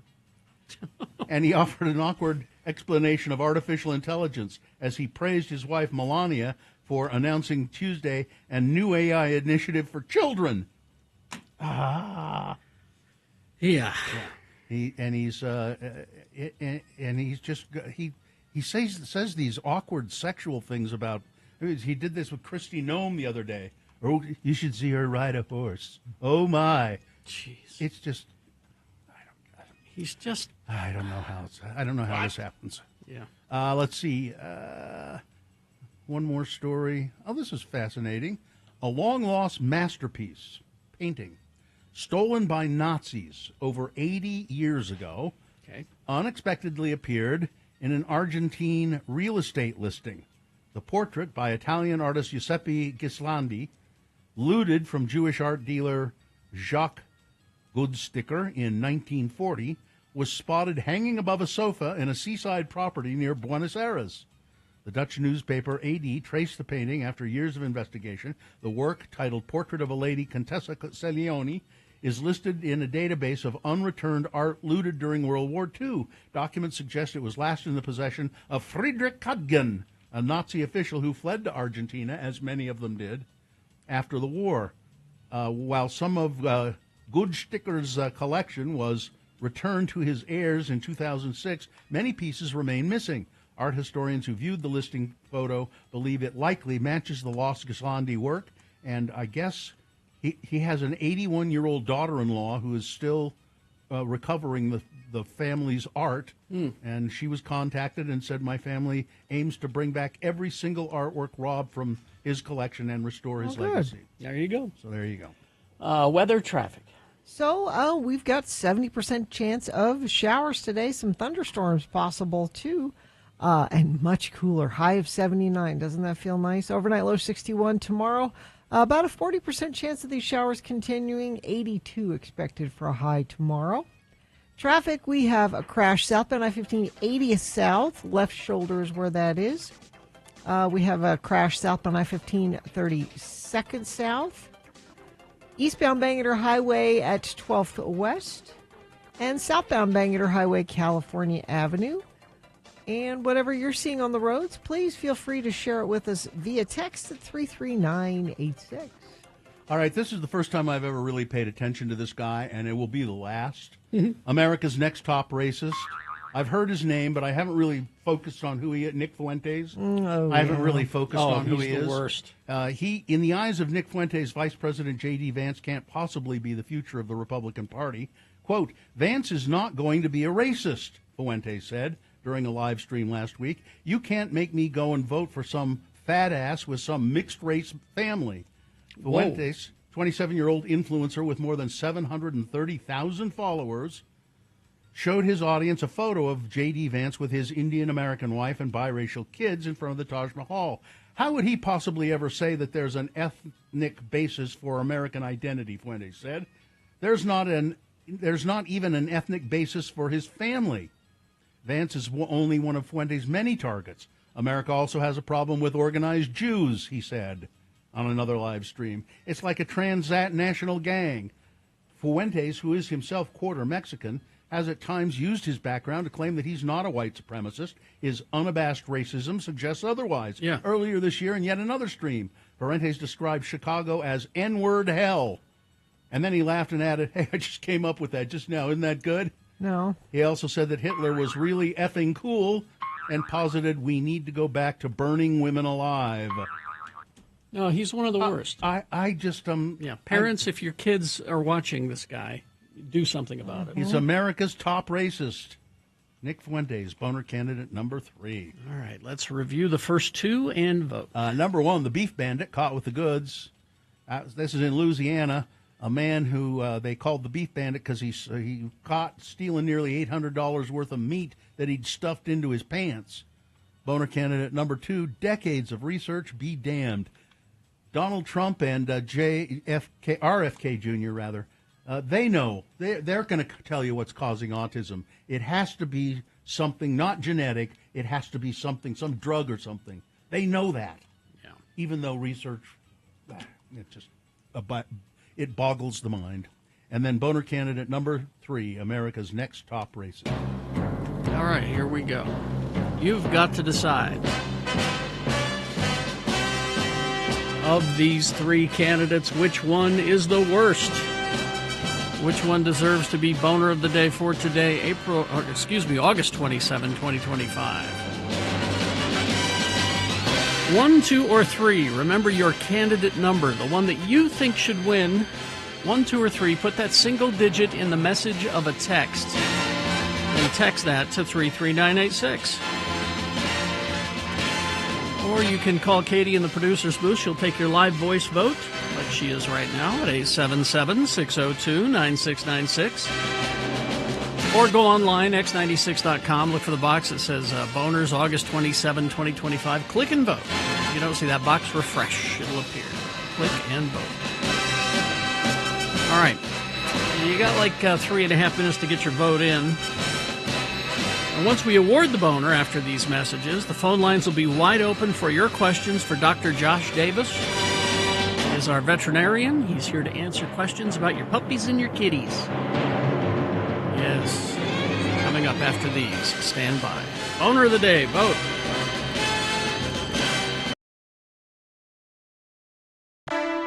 Ladies and gentlemen, the Radio from Hell radio players.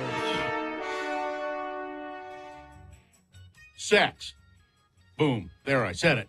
You did it. Good for you. I love how you snicker and can't say that word with a straight face. I didn't snicker. All I'm saying is our relationship expert is in the studio. And I made a breakthrough. Didn't I? What was it? I said sex over the public airwaves. Oh, by the way, I did get your email with all your questions. We're going to go through them one by one tonight. All right. Thanks for throwing me under the bus. It's all good, brother. Big Daddy's here. The birds and the bees. It's a conversation that is a famous in culture. Oh yeah, critical. What actual percentage would you say from your experience as a relationship coach, what percentage of families actually have this conversation with their kids? You know, my gut would tell me 35%. Really? See, I would have put it somewhere around like 5, 10. Well, I don't know, you think, but I don't know that they do a great job about it. You know, there's things we don't talk about, kids. Right. One of them is the birds and the bees. I think we're getting to a day and age when more and more of it is happening. There are some great statistics about, teenage sex and things like that. And, those numbers are dropping, not doing it as much as they used to, amazingly. Really? Yeah. Is that nationwide or just in Utah? Nationwide. Okay. And, in fact, I'm looking for those as we're talking. I think what we're starting to see is, for example, younger adolescents, so younger than 15 years of age, are delaying sexual intercourse by a great number. In fact, here's some examples, some other statistics. Ages 12 to 19-year-olds report parents are their greatest influence regarding sexual decision-making and values. Okay.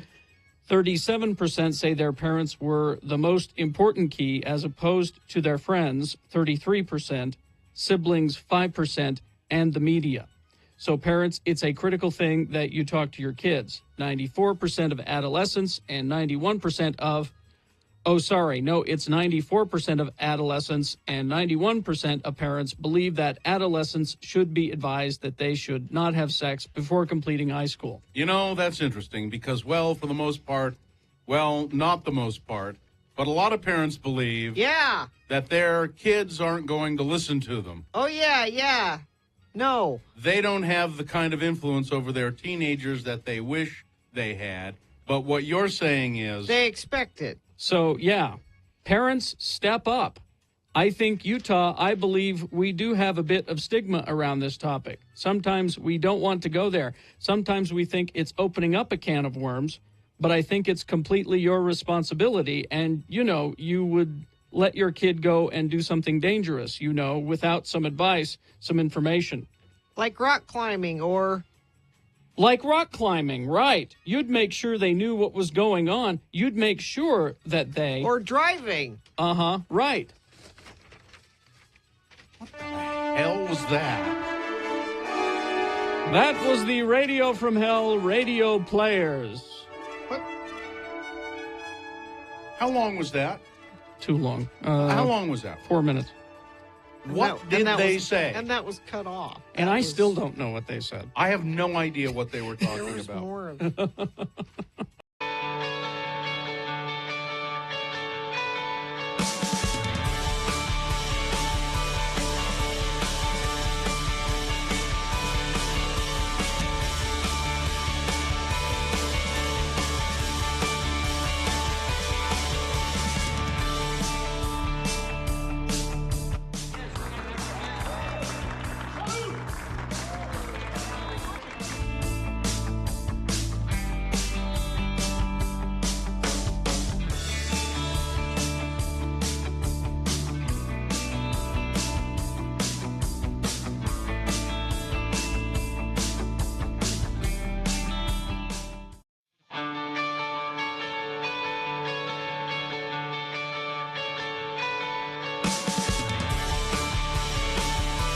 All right, 7:47. Let's award boner of the day. And the boner of the day is brought to you in part by some scallops and pasta. And the Revivalists are coming to Deer Valley August 29th. See the national acclaimed rock soul group live in the mountains this summer. Tickets available at thestateroompresents.com. Well, I'm sorry, Beef Bandit.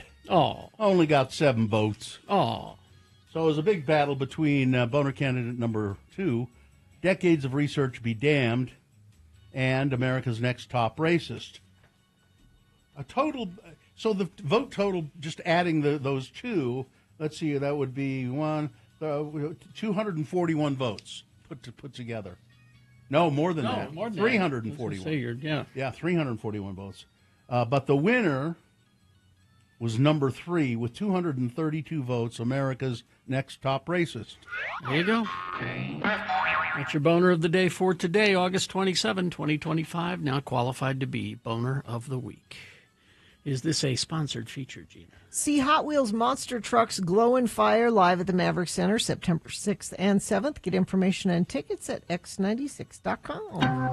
All right, this is a chance for you to get some free medical advice for your puppies and your kitties. Dr. Josh Davis is here. He is a veterinarian and mainly specializing in dogs and cats. Yep, that's right. Yeah, you could ask the occasional hamster question. I don't know. You might get some speculation.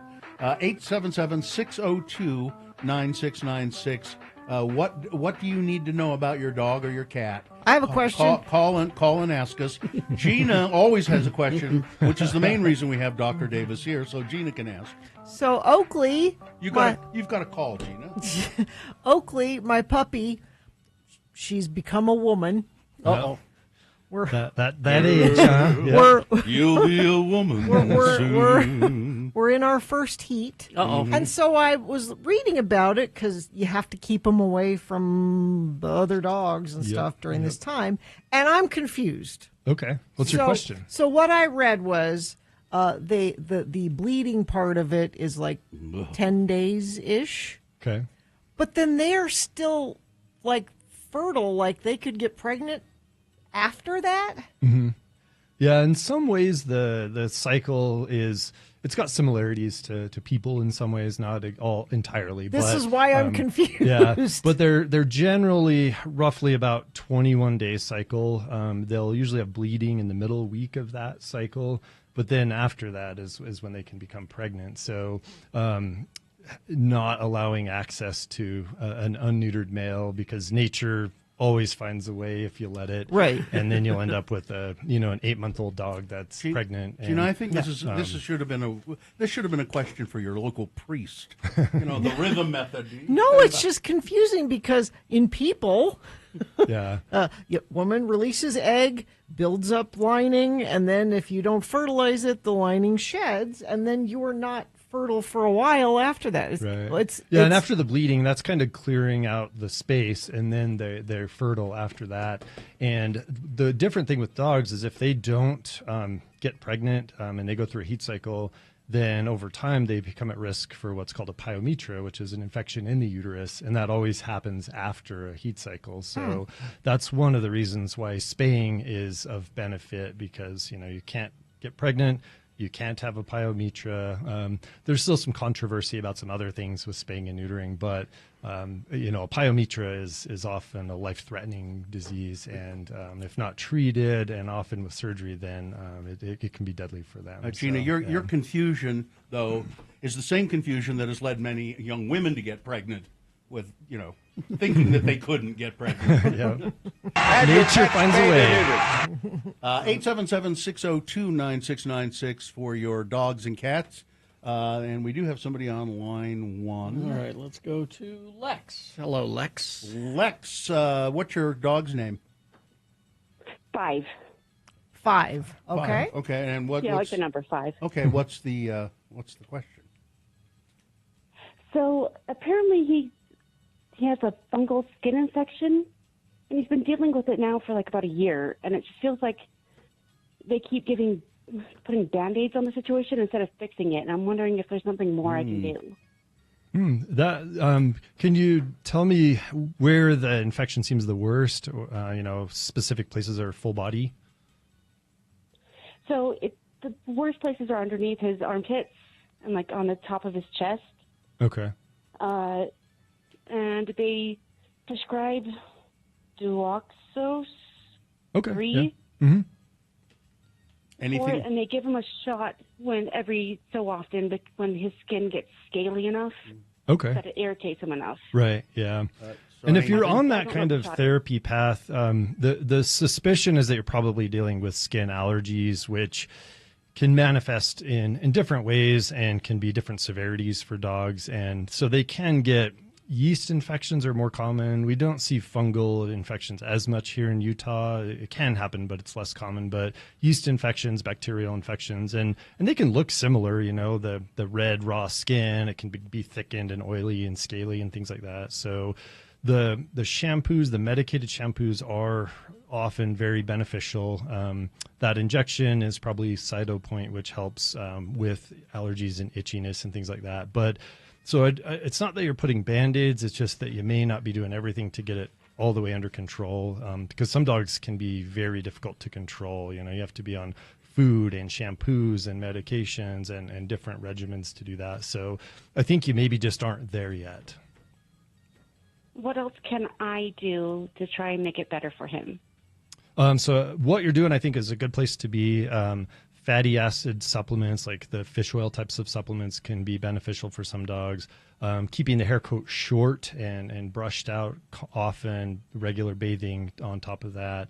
There's so many things. It's hard to talk to you in a short segment about skin, but those are some basics you could do. Give me a brand of the fatty acid supplements that would be good for me to purchase? There's a bajillion out there, so I don't know that there's like a best brand for it, but make sure it's veterinary labeled, and then there are different ratios of the fatty acids in there. So, but just even the vet that you visit, get their recommendations too. There's some good ones out there, but I would just be careful, you know, All what right. you get to. All right. Thanks, Lex. All right. Thank you, Lex. Thank you very much. All right. Let's go to Cole. Hi, Cole. What's your kitty's name? It's Luna. Luna? Okay, what's up with Luna? Well, we have 5 cats. 2 of them are big old Highlanders, Highland lynxes, and then Luna is 13 years old. She's a little black kitty, and she's just, you know, she's tiny, and we're trying to they're all on, you know, different foods. We're trying to figure out if there's something that will be good to give her, like some of these raw foods you can get or something like that, just to kind of just to help her keep on going. You know, she's doing well, but she's just tiny. Okay, yeah, and the tiny cats, is if there's no change to their other health status, then the raw diets, there's always a lot of controversy about that, because if they're done wrong or they're not stored wrong or used right, they can cause illness for pets too, and that can be an issue. And in an older cat, if you get an illness, that could really spiral them sometimes to having problems. Do you feed her food that she likes now? Yeah, she's the main one that has hairballs all the time. So you know, sometimes she'll eat a bunch and then she throws it up. But she She eats them, her older, crunchies for older cats, and then like a new low wet food every day. That's probably okay. Yeah. She may just be a small cat. You might want to try Geritol. At this age, if she's a small cat, she is. But if she's losing weight, definitely get that checked out, because that's the age where we start to see kidney disease and things like that. So, All right. so definitely get checked out if there's changes. We have been giving them all distilled water because we had one issue with one cat, Mhm. with a kidney thing. Is that okay? Yeah, that's totally Keep doing fine. It that, I helps guess. with crystals and stones and things like that. All right. So. All right. See you All right. later. Thank you, Cole. Yep. See ya. All right. Still say try the Geritol. All right. We will continue after these. More with Dr. Josh Davis. 877-602-9696 is the number to call. Talk about your puppies and your kitties. Traffic, Gina, please. A jackknife semi on the ramp I-15 to go westbound I-80, blocking the left side of the ramp. The ramps from both northbound I-15 and 5th South and Salt Lake are closed to go westbound I-80 due to this jackknife semi. That's going to be a major issue for a while. I would avoid that area if you can. We also have a crash northbound I-15, 9th South and Spanish Fork. Southbound I-15, 80th South.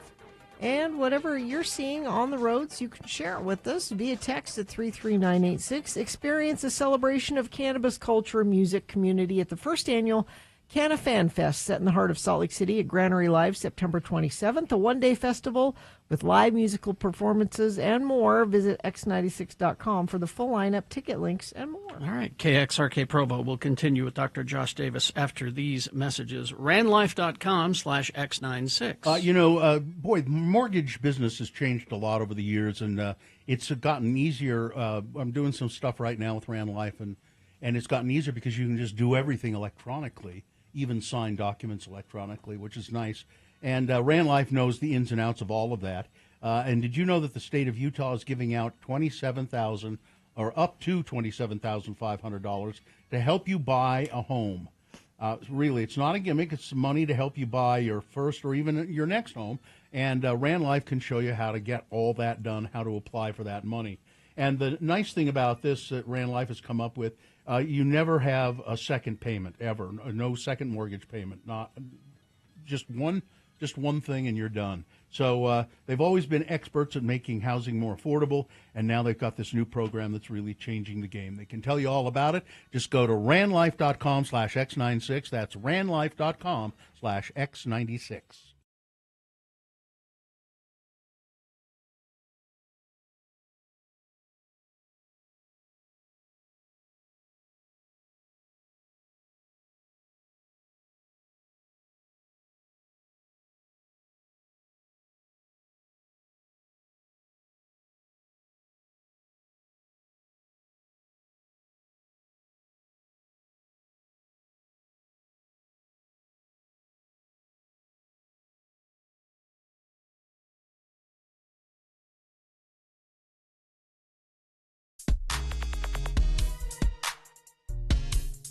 All right, so we're downtown now.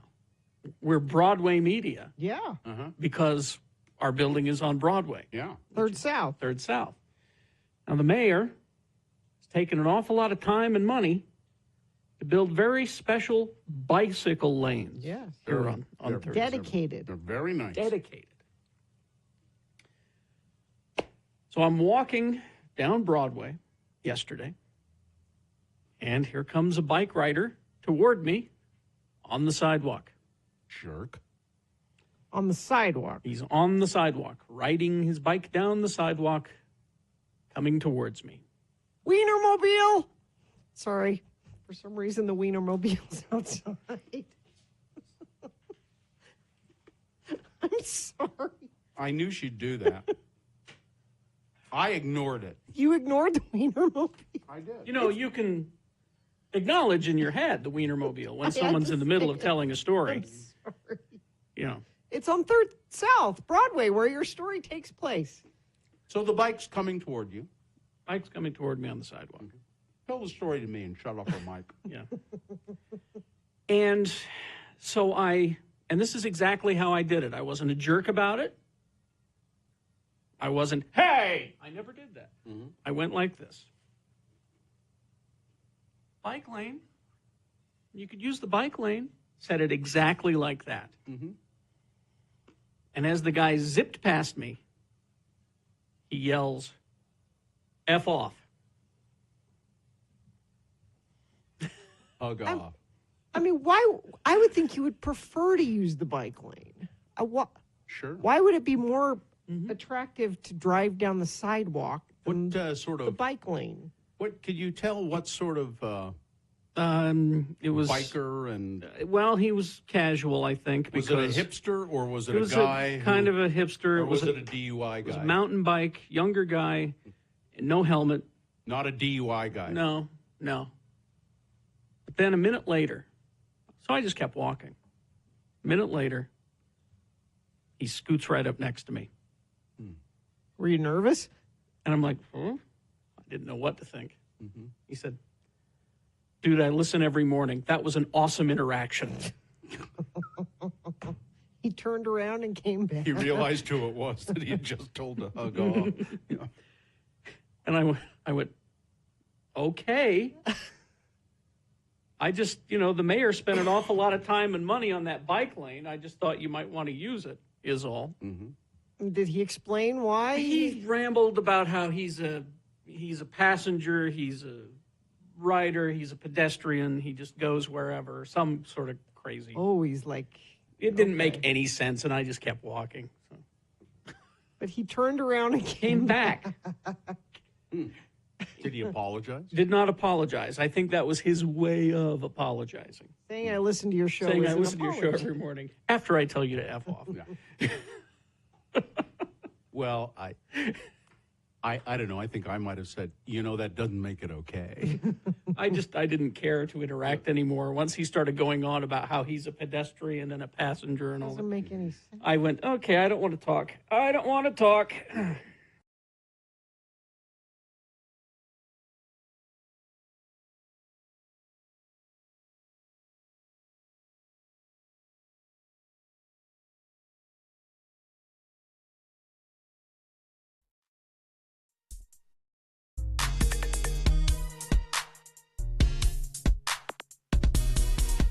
Like Sophia in Tooele did, who said, my cat's fine, no problem. So I just wanted to let you know, in Tooele, everything's good. Everything's golden. Oh, good. Well, we're back with Dr. Josh Davis. The lines are full, but keep trying. We'll talk to you about your dogs and your cats. So have at it. 877-602-9696. Start with Ashley. Hello, Ashley. Hi. Where are you calling from? West Jordan. And what's your kitty's name? Sushi. Sushi. Leaky eye sushi. So. Yes. Yeah. It's got the So goop. her left eye, her left eye is always it's not always necessarily goopy, but it's always teary, and it's just her left eye. Yeah. What kind of cat is Sushi? She is a tortoiseshell calico, just Okay. American house cat. Normal cat, yeah, not a squishy faced cat or anything like that. No. There could be various reasons for, especially if just one eye is a problem. So some pets and cats especially can develop, if they have progressed dental disease, sometimes that can cause issues with their eyes and sinuses and things like that. So depending on their age and their dental status, that's a factor sometimes. Cats also have, just like us, they have tear ducts that drain the tears out of their eyes, and sometimes those can become obstructed or inflamed, and then the tears will leak out onto their face instead of going into their nose and draining like they're supposed to. And often the only way to tell that is to have them under anesthesia and get a magnification and really look closely at that. And then there are other things. If they get little eyelid tumors or their third eyelid sometimes can have problems, but you kind of just got to do a good thorough exam and then make a plan from there. So. I can hear her. I heard Sushi. Yeah. Yes.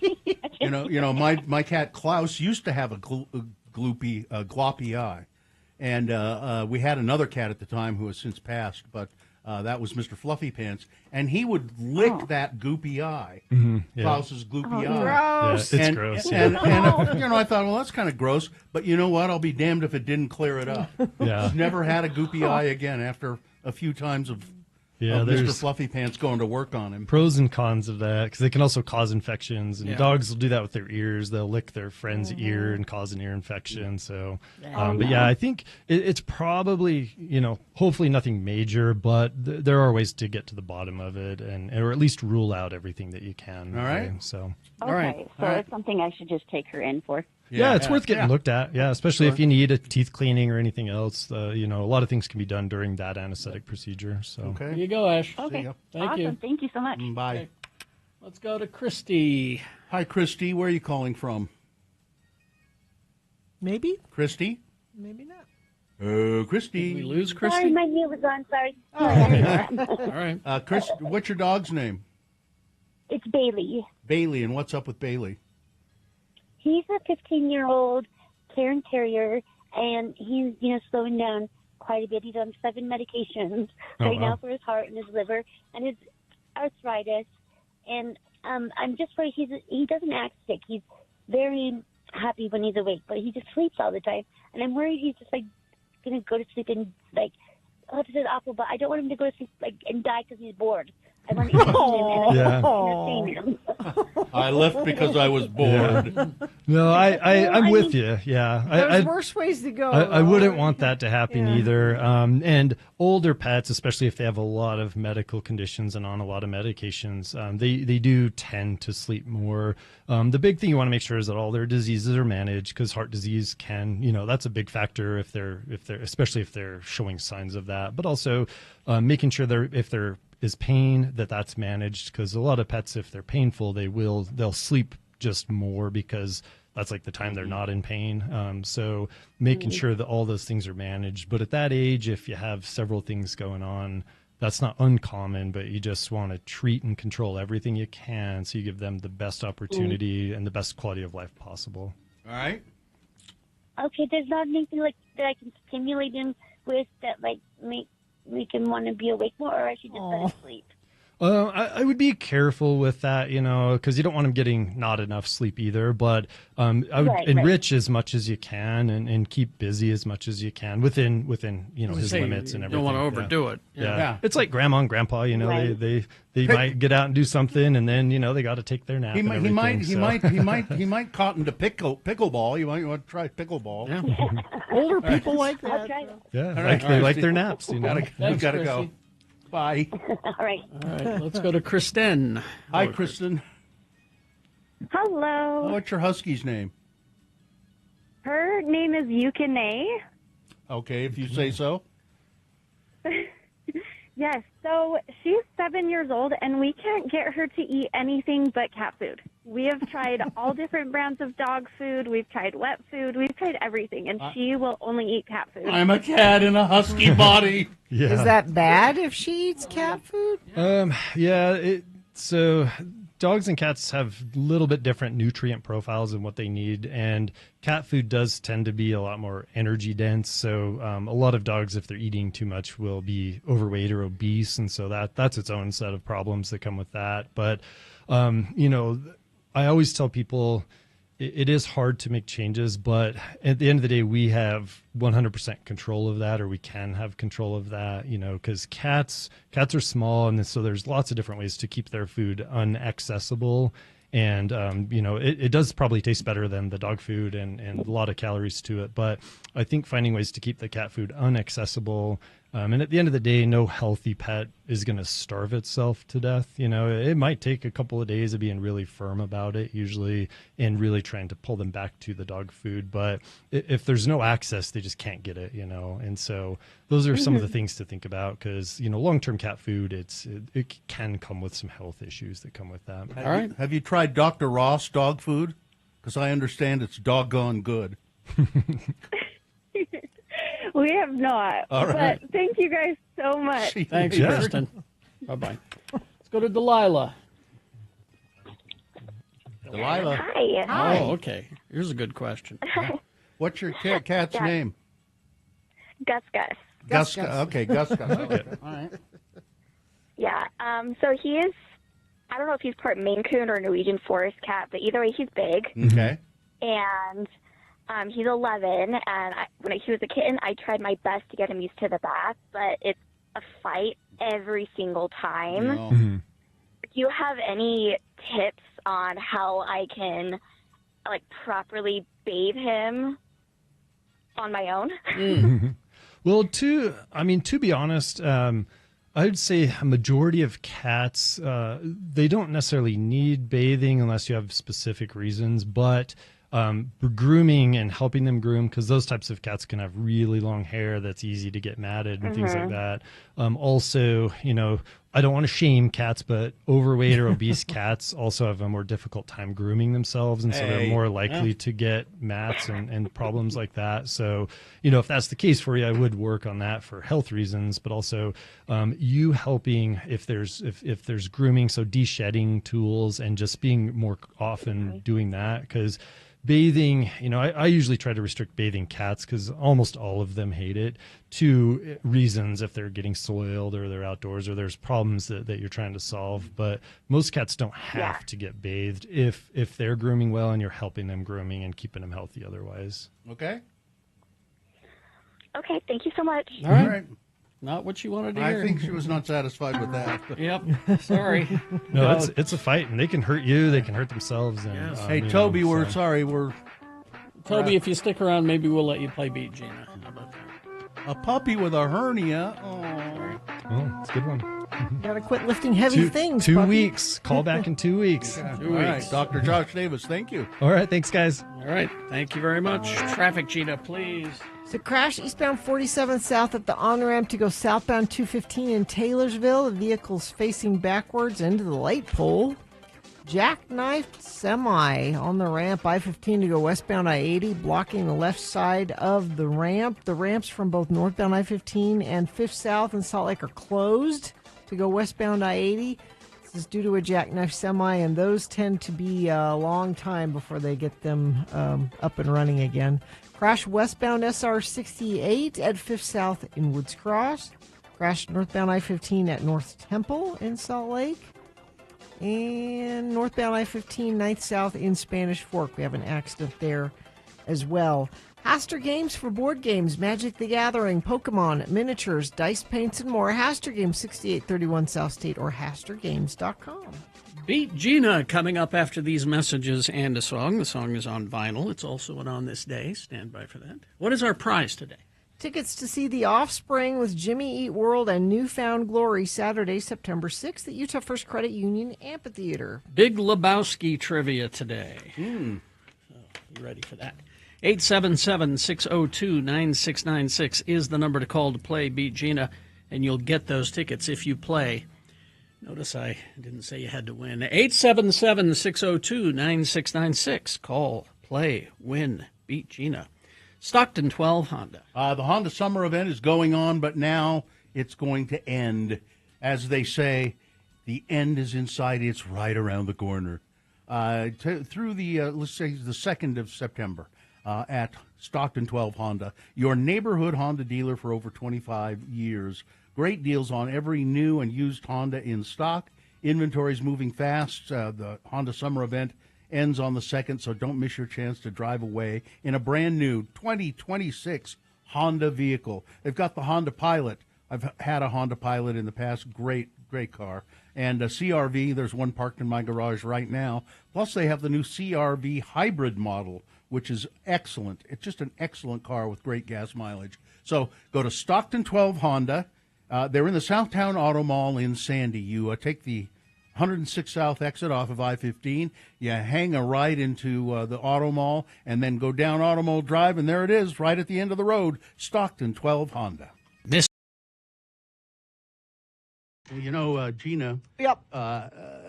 I wanted to talk about the best way to give your hamster a bath here, but The best way. Yeah, that tells me there are many ways, but there's only really one good way. Mhm. But I got to thinking maybe it would be more widely interesting if you told everybody how your sleepover, your slumber party, with your mother and your sisters went. I got to admit, I'm curious. Well, so Mary Claire's birthday, my mother, the sainted Mary Claire's birthday.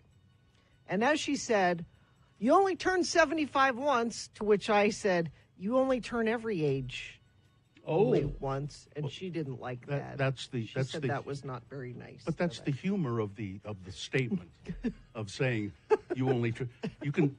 That's why it's funny, or so allegedly funny.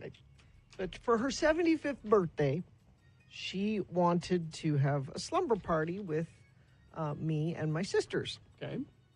And she wanted to do this at the Grand America, because if you're going to have a slumber party, you don't want to just go anywhere. Sure. No, you want to have it in the rumpus room with the bean bags. And the idea being, well, you know, if we're in town close to our houses, the only thing that makes sense if you're going to go stay at a hotel is if it's nicer than your house. You know, like yeah, that makes sense. You've got like 8 sisters or something, don't you? No, there's Mikkel and Kelly and Carrie and me. There's 4 girls. Which one's the good-looking one? They are all good-looking. Okay. So when Mary Claire made the reservations, she's like, I'll take care of the hotel reservations. Okay. All right. So we get to the hotel, and it's a suite. Yeah. Okay. And there are 2 double beds. And she had said before we got there, there's 2 double beds and a couch. And I said, well, I'll take the couch. Because you're the one who always. Well, just because why not? Plus then I don't have to sleep with anybody. There's the real reason. That's it. I'll take the couch. Reason enough. Yeah. So there should be room for everyone. Yeah. Two sisters in one bed, and mom and a sister in the other bed, and La Barberi on the divan. Yeah. So we check into the hotel, and the other thing Mary Claire wanted was she wanted us all to go get a massage, which is nice. It's her birthday, but let's all go get a massage. All right. We go get a massage. In the hotel. Yeah. We go out to dinner. We went to Cafe Molise, which was great. And we get back to the hotel, and we have cake in the room and champagne. She didn't have champagne, but we had champagne for the rest of us, and we're getting ready for bed. And I noticed that the couch in the room is not a couch. It's a wicker love seat. Oh, yeah. It's wicker. It's not even made out of... Yeah. Now... And... Okay. And my mom said, are you going to be okay on that? And I'm like, yeah, I'll be fine. I got an extra blanket and comforter from housekeeping, and I made up and she said, it's not even long enough for you to lay down on. And I said, well, I sleep all scrunched up anyway. It'll be fine. Do you know that you can call downstairs and say, we need a rollaway bed, and they will bring you a rollaway bed? I didn't, but... Do you know? They would have done that. They would have, but it would have been in the middle of the night when everybody else was asleep. It would have awakened the entire room if I had done that. Because I started out the night on the wicker love seat, all scrunched up. Didn't you figure out 10 minutes into it? I mean, I did, but you're like, this is fine. This is fine. Yeah. It was not fine. No. I would have figured it out by looking at it. And so at about 1:30, I took the blankets off the wicker love seat, and I made a little bed on the floor. We're staying at the $500 a night Grand America, and I am on the floor. They have larger rooms, too, you know. Which are more than I mean. Yeah. But you only turn 75 once. Why not spring for a room that's comfortable for everybody? I haven't slept on the floor in... How was it? I used to like sleeping on the floor occasionally. No, it's not good. Not good at all. But... Were you warm enough? I mean, yeah, no, I wasn't so you cold. Just were stiff. It was just... You got up and you were stiff. Yes. Yeah, I'm still stiff. And see, I would have snuck out in the middle of the night, went down to the front desk, got my own room, and then... Yeah. Well, so what it reminded me of, and I've told y'all this story before, the other time we do sleepovers is when we do girls' shopping weekend. Yes. Mm-hmm. And you stay at the Marriott and go to the mall, the Crossroads Mall. When all of that was a thing. Was that gone? Where'd it go? But when I came clean with my sisters and my mom, when we woke up the next morning, My mom said, I looked over and I saw that you weren't on the couch and I didn't know where you went. I thought you might have left. I'm like, no, I was on the floor. But that reminds me, it's been long enough that I think I can come clean with y'all about something. I hate this. So when we used to do girl shopping weekend was my mom and all of her friends and their daughters. It's a big thing. And we'd go spend the night in a hotel in one room and go shopping for Christmas. And we did this for years. About 3 or 4 times in the years that we were doing that, my husband and I had a secret rendezvous.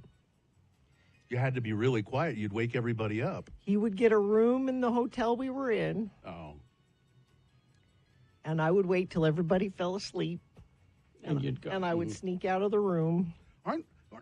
And I would. Again, aren't you worried when you do something like that? If someone wakes up and they go, oh my God, where's Gina? Maybe she's been kidnapped. Something must have happened. Yeah, she's been kidnapped. I better call down to the front and see what's going on.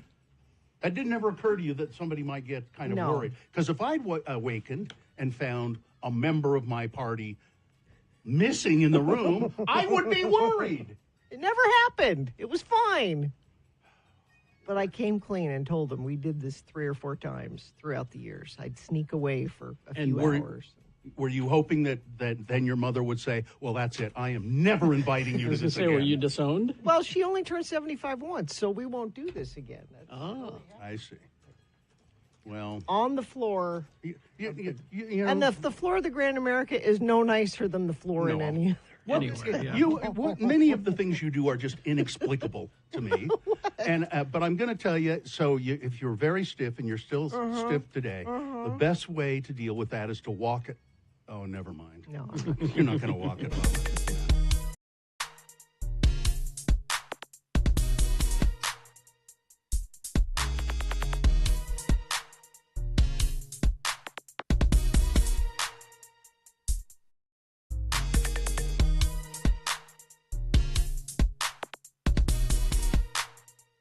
On this day in 1983, the Police, Every Breath You Take, 8 weeks at #1. Ooh. One of their most successful singles, which is why Andy Summers and Stewart Copeland are suing Sting now. Like, hey, we don't think we got enough money for that. Sting kept every penny of it. 42 years ago. Wow. All right, there you go. Thank you very much. It is time for Be Gina, brought to you by... The Offspring coming to town with Jimmy World and Newfound Glory Saturday, September 6th at Utah First Credit Union Amphitheater. Tickets are on sale now. You can find all the information at x96.com. Well, it's just about time for our game to begin. But first, a word from our sponsor. Oh, I'm your announcer, Johnny Ola. And I'm a man who loves his pie. Oh. Banana cream pie, to be precise about it. And there's no better banana cream pie than one made with mighty fine vanilla-flavored dessert pie filling and fresh sliced bananas. So good, and so good together. Gals, if you want to make a hit with your He-Man, serve him the pie voted tops by GIs everywhere. Yes, the GI's favorite pie will easily top the list in your house, too, when you make banana cream pie the mighty fine way. The recipe is so simple, and the results are so good. Rich, creamy, smooth, mighty fine combines with fresh banana slices in a way no other filling can. Yes, it is mighty fine. Mighty fine. And speaking of, there it is, x96.com/live. That's not how you spell mighty. I'm confused. And speaking of mighty fine, here's the man who can MC a game show like no other man can, Kerry Jackson. Thank you, Johnny Ola. You're welcome. Professional game show announcer. That pie looks good. Mighty fine. All right. Okay, the randomizer has picked a contestant. You'll be playing against Toby today, Gina. Toby, are you there? Yes. All right, Toby, we're going to toss a coin to see who goes first. It will give you the advantage in the game if you call it correctly, heads or tails. Tails. All right, let's see what happens here. It is tails. Very good. You're one step closer to winning these Offspring tickets. Now, because you won the coin toss, that means you'll be going first. Multiple choice, pop culture trivia. If you get the answer correct, you get the point. If not, then I'll let Gina answer the same question, and she'll steal your point away. And we'll go back and forth till one of you gets 3 points. Let's see, today is Peter Stormare's birthday today. Oh, I know who that is. He was one of the nihilists in the Big Lebowski, Yes. so it was a good enough reason to do Big Lebowski trivia. We are nihilists, Lebowski. We believe in nothing. All right. So Big Lebowski trivia. Here we go. Toby, first question for you. What does the dude say 147 times throughout the film? Is it 1? Contrary to popular belief, I am not, in fact, the Big Lebowski. Is it 2, man?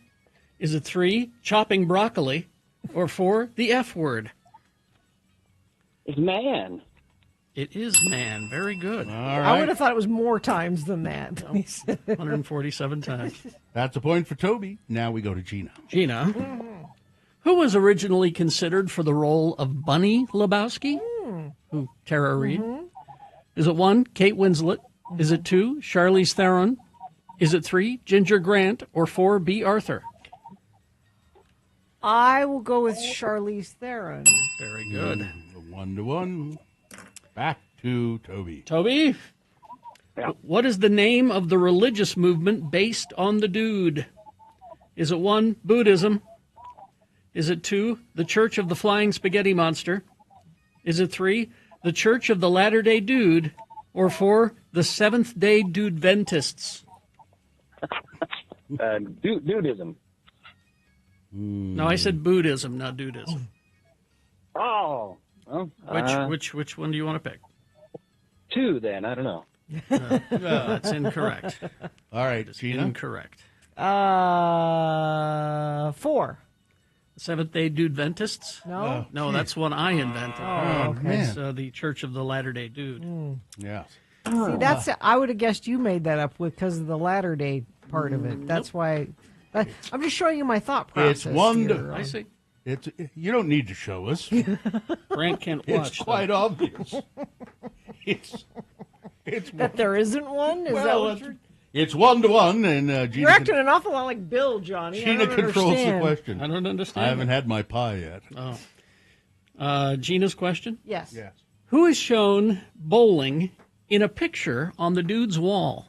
There's a picture on the dude's wall of someone famous bowling. Who is it? Is it 1, Stephen Hawking? Is it 2, Ernie McCracken? Is it 3, Muhammad Ali? Or 4, Richard Nixon? I don't know. Richard Nixon. Richard Nixon is Noted correct. bowler had a bowling alley installed in the White House. In the White House. The yes. sport of presidents. All right, it's 2-1. We go back to Toby. Toby, let's see. Here we go. A lot of the dude's clothes in the movie were Jeff Bridges' own clothes, including what? Which he wears to this day. Is it 1, his Jellies sandals? Is it 2, his Ray-Ban sunglasses? Is it 3, his T-shirt that says, "You're either a smart fella or a fart smella"? Or 4, MAGA hat? The sandals. Sandals is correct. Well, that's not what I would have guessed. There you go. There you go. It's 2-2. Gina controls the question. All right, Gina. Yes. Let's see. In an early draft of the script, the dude's source of income was revealed. You ever wonder? Okay. I mean... Well, they don't bother in the movie. No. But in an early draft of the Okay. of the script, it was revealed. Where does his income come from? Is it 1, he invented the big mouth Billy Bass? Is it 2, mild-mannered reporter for the Daily Planet? 3, he was an heir to the inventor of the Rubik's Cube? Or 4, his mom invented whiteout? Rubik's Cube. Rubik's Cube. And is Gina wins the game. See, that would have made him Hungarian. To Huh? the whiteout? The people who invented the Rubik's Cube. Oh, that would have made him. Yeah, Yes. they were Hungarian, and Yeah. that would have made him the dude on Hungarian. Got it. I see.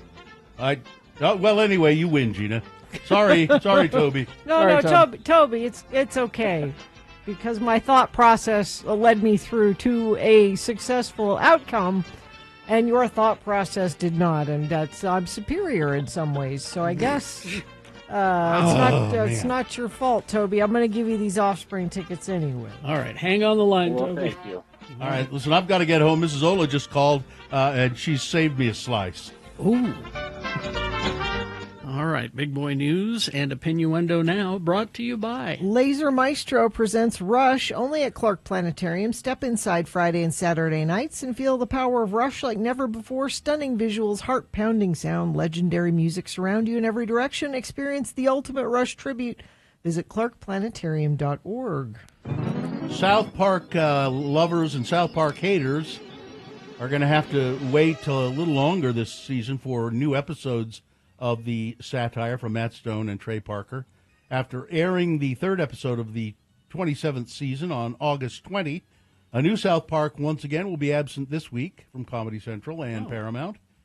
And that looks to be the normal for the rest, the new normal for the rest of the... Going every other week? Yeah, the rest of the 10-episode They've run. been so spot on. So far, South Park's Donald Trump pounding season is set to be back with another new episode September 3rd, with the next new episode after that to follow on September 17, announced by Paramount late last week.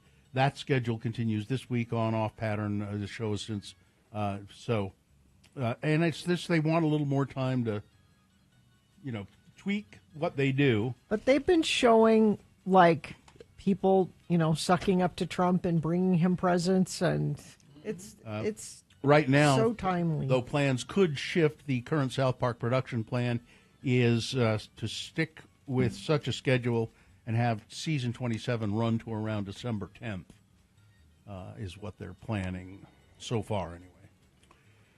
Governor Spencer Cox has made nuclear energy a key part of Utah's future, and one of the next steps could be bringing nuclear development near the southern part of Salt Lake Valley. What could go wrong? The Military Installation Development Authority is seeking a $5 million state energy loan to help launch a nuclear project on 400 acres of land near Camp Williams. If approved, the money would help General Matter, a private company based in California, to begin developing the site for nuclear energy equipment and manufacturing, and potentially a uranium enhancement plant in the future. It would be the second such enrichment facility in the country. I fully support looking at alternative energy sources, nuclear being one of them, said Riverton City Council member Andy Perucci. But I do have questions. According to Joel Ferry, executive director of the Department of Natural Resources, the goal is to build an ecosystem to support Utah's growing nuclear industry. The site could eventually be home to manufacturing hardware for enrichment facilities and support infrastructure for small modular reactors and other nuclear technologies. Thanks. That's great.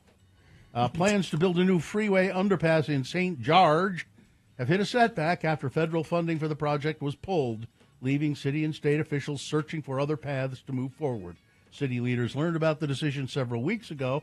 Mayor Michelle Randall said, adding that the funding cut not only affects the underpasses, but also stalls and Interstate 15 expansion connected to the project. We're disappointed, obviously, because it puts a stop on the underpasses for sure, but it also puts a stop on the I-15 being expanded, Randall said. So right now, we're just in a holding pattern. Our congressional delegation in Washington is trying to make some things work and find different funding sources and work with the government to get the UDOT funding that we need. But right now, we know nothing. Initially, the project was awarded $87.6 million as part of the Reconnecting Communities and Neighborhoods program to construct those underpasses because the I-15 just kind of split two parts of St. George in half, and it's hard to, get from one part to the other. Mm-hmm. The underpasses were meant to be part of an overall effort. It was enacted under the Biden administration. The Reconnecting Communities and Neighborhoods program was put on the chopping block as part of budget cuts recommended by House Republicans back in April. The rescission of the grant program and related measures were estimated to save the federal budget up to $4.6 million as part of the big beautiful bill. Yep.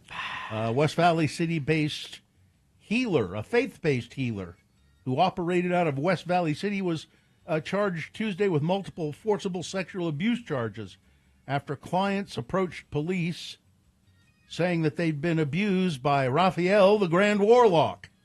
What do you expect from Raphael, the Grand Warlock? Jairo Cesar Vasquez Garzon worked as a tarot card reader under the name Raphael, the Grand Warlock.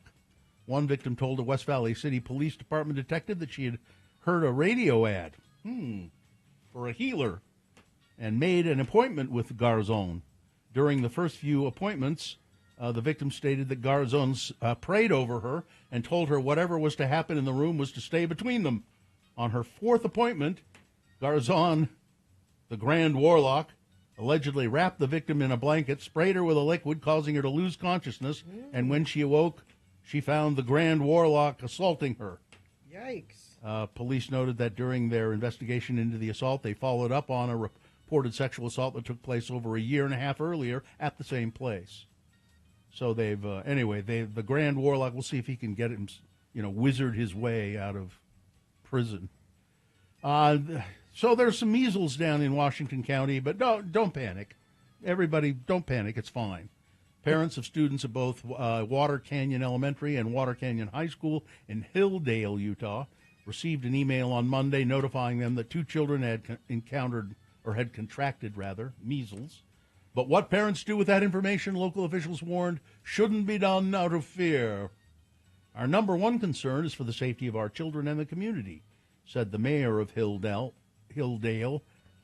Donia Jessup. We don't want to cause panic or unnecessary fear, so we're just recommending that families follow the health department recommendations and keep their families safe. Like maybe vaccinating them. Yeah, crazy idea. Yeah. And let's see what else we have here. If she just drinks enough beet juice, she'll be fine. Oh, is that what it's supposed to help? Beet juice, yes. One of Utah's most recognizable license plates is getting national attention, apparently. According to a ranking by Sixt Car Rentals, the Life Elevated Arches plate is now listed as the second most popular specialty plate in the country. Really? For some Utah drivers, license plates are more than just numbers and letters. It's a simple way to customize your car. Everybody has them. It's nice to be slightly different, said Eddie Moore with the Land Cruiser Heritage Museum. I like the Arches plate because it's Moab, and I enjoy Moab. Utah landed 3 spots in the top 10 list of specialty designs nationwide. And so you're thinking, well, what are the other ones? What's the most popular plate? Well, it never says in this story. Of course. Why would you want to know that? And so... they don't tell you. No. So the 3 in Utah, the Arches plate, the Skier plate, and the In God We Trust plates are the 3 most popular here. But so the Arches plate is second in the nation. Well, okay. What's the first? So I tried to look it up. Okay. And all I could find was stuff about this rental company, which I'd never heard of before. It's a German-based company, car rental company, Sixt, and there are a lot of news stories about problems that people have had with this company. Wow. But I couldn't find anything about it. How do you spell it? Sixt. Sixt. Right. And I could find nothing about anything else, other plates other than this story that was obviously placed at Fox. It's shocking that they would leave that off. Obviously written by AI or something. I don't think that there's something off about this whole thing. You do? Number 1 is the Unbridled Spirit from Kentucky. I can't even picture that. No. Life Elevated the Arches. Number 3 is Life Elevated Skier from Utah. Number 4 is the Michigan plate. Number 5 is the California black and yellow plate. So this information is available, obviously. I couldn't find it very easily. But the person at Fox didn't bother. No. Okay. Great. Sports, weather, traffic. Can we talk some more about Taylor and Travis?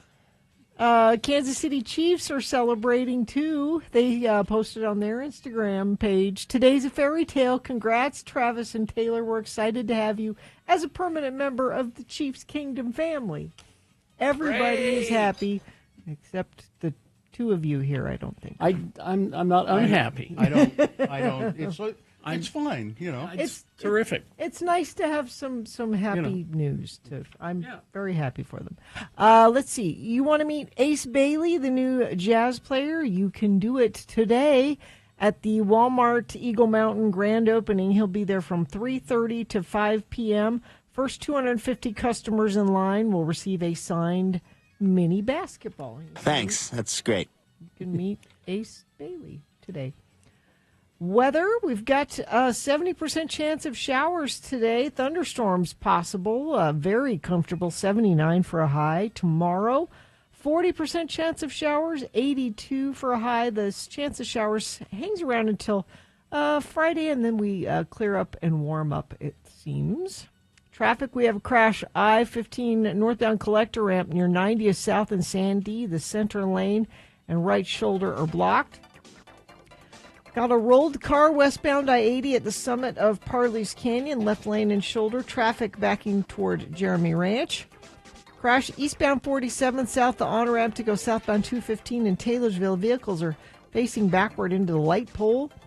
And that earlier jackknife semi on the ramp I-15 to go westbound I-80, blocking the left side of the ramp. The Revivalists are coming to Deer Valley August 29th. The nationally acclaimed soul rock group live in the mountains this summer. Tickets are available at thestateroompresents.com. All right, your list of things that must go coming up after these. Stand by.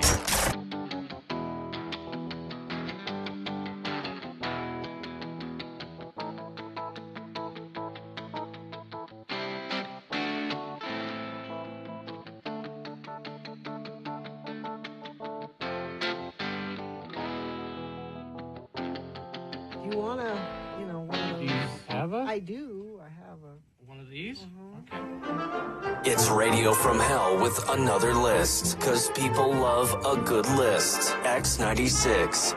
Now, this might be an exclusionary list. Okay. What do you mean? Well, it's sentences that only those who lived through the 80s will understand.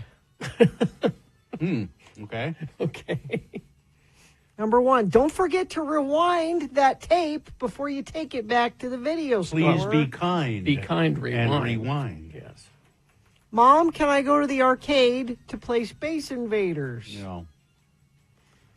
Here, I made you a mixtape and I hand wrote all the track listing on it. Well, yeah. I got the phone. You can hang up. Oh, yeah, extensions. That never happens. Extension anymore. lines. That's true. Mom, I got it. You can hang up. You know, go back even further. When I was growing up, we had we shared a line with other households and other did? homes. Party Yeah, line. Party line. Thank you. I Oh. couldn't remember the term. We had a party line, and so There was one phone line that was shared between like four houses. And so you'd pick it up and you'd listen. Oh, well, Marge, when you're done, I need you to... weren't supposed to eavesdrop on other people, and But they you could tell. could, probably. Well, no, they could tell you Oh. were there. They could tell you were there. So, anyway, go ahead. Oh, I hope my Walkman batteries last through this whole trip. Yeah. Walkman. Don't forget to set the VCR to record your show. Saturday morning, I spent all my time watching He-Man and Thundercats. Well, that's not inaccurate because they weren't on Saturday morning. They were on in the afternoons, Monday through Friday. They were never a Saturday morning staple. They were not network. They were syndicated. Thank you. Well, I could have been on in the morning somewhere, I guess. I have to blow on my Nintendo cartridge to make it work.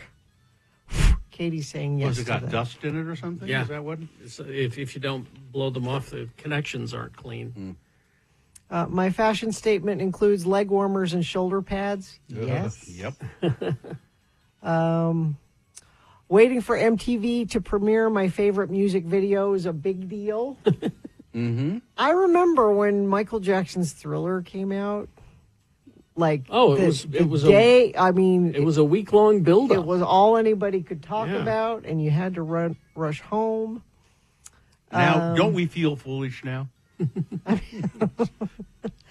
I can't decide which movie to rent at the video store, Breakfast Club, or Ferris Bueller's Day Off. Or just going to the video store with no clear idea in mind what you wanted, and then just kind of trying to browse through things. I didn't care for doing that at all.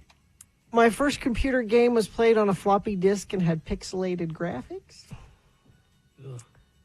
Recording songs off the radio. You wanted your favorite song and you record it off the radio. People used to record our station all the time, KJQ, and then X96 to a certain extent, and send the tapes to missionaries in the field. Yes. And finally, there's the sound of dial-up internet, or not being able to use your phone because you were using your phone line.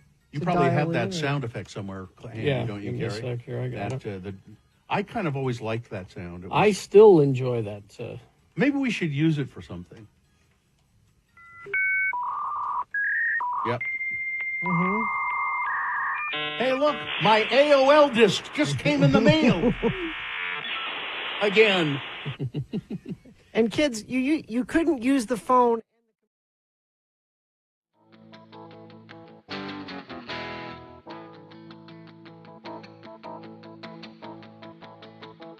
On the radio from Hell Show. These are things that are bugging you, our good friends of the program. Things that are intruding on your life. You just can't take it anymore. You can't stand it. And so you think, what am I going to do? I know. I'll send my must go to Radio from Hell. And maybe if they mention it on the air, it'll make me feel better. And we have reports that sometimes these things disappear from people's lives when we do read them on the air. So send your must goes, Radio from Hell, at x96.com. Put must go in the subject line, and we might read it on the air. Go ahead, Gina. Okay, this says, okay, to use my name, it's Paige from Salt Lake. Things that must go. Conversations between bicyclists must go. We live on a major bicyclist route. On Saturday mornings, I'm trying to sleep in with the window open. I can hear the bikers' conversations starting about 15 houses down from me. Do they not realize I can hear them talk about their business deals, love affairs, Friday night dates, etc.? Then I never get to hear the end of the story because they're talking, and then they keep going. I don't know how the story ends. These conversations must go. Thanks, Paige. Hello, Lord. You may use my name. It's Jennifer. The lack of pockets in women's clothing must go. So much of my clothing either has no pockets or pockets that are so shallow everything falls out when I sit down. I'm starting to judge clothing purchases by pocket depth. So far, I have not found the right pocket. I can solve the problems and learn to make my own clothes, but Joanne Fabrics is gone, so I am doomed to buy online. The cycle of frustration is never ending. Thanks for letting me listen, Jennifer. And this from Tasha in North Ogden. Why is it that you schedule a service and they give you a time between 9 and 6? That is kind of wide, isn't it? That is awfully wide open. You can't narrow this down? Yeah. People have other things they need to do other than just sitting around waiting. Please remedy this. Also, people that love to socialize and congregate in the middle of an aisle in a store, you can clearly see I'm there and you refuse to move over. All I want is to get my Charmin. Also, mosquito bites in the middle of the night on the bottom of your feet must go. Thanks for helping. All right. So I'll go next. I have a couple of my own. Recently, I had a rental car because my car was had some body work being done on it. And it's a car that has a low front end. And I've owned a car like this, too. The front end is so low that you can't go in and out of a driveway without it scraping. Oh, yeah. And I just don't get that. It just drives me crazy. Even the slightest little dip and it'll scrape. And also, perfumed garbage bags must go. What is... Don't perfume the garbage bags. It just makes it smell like garbage with perfume on it. This one says, hi, my name is Jenny from Lehigh, and you can use my name. Things that must go is the Karen that keeps calling the police on my 22-year-old son watching trains. He's been called on over 6 times now. No, he's not suicidal. No, he's not depressed. He just likes to watch trains. He's not even close to the trains. He's on the sidewalk, and he likes to sit there and watch the trains. Leave him alone, Karen.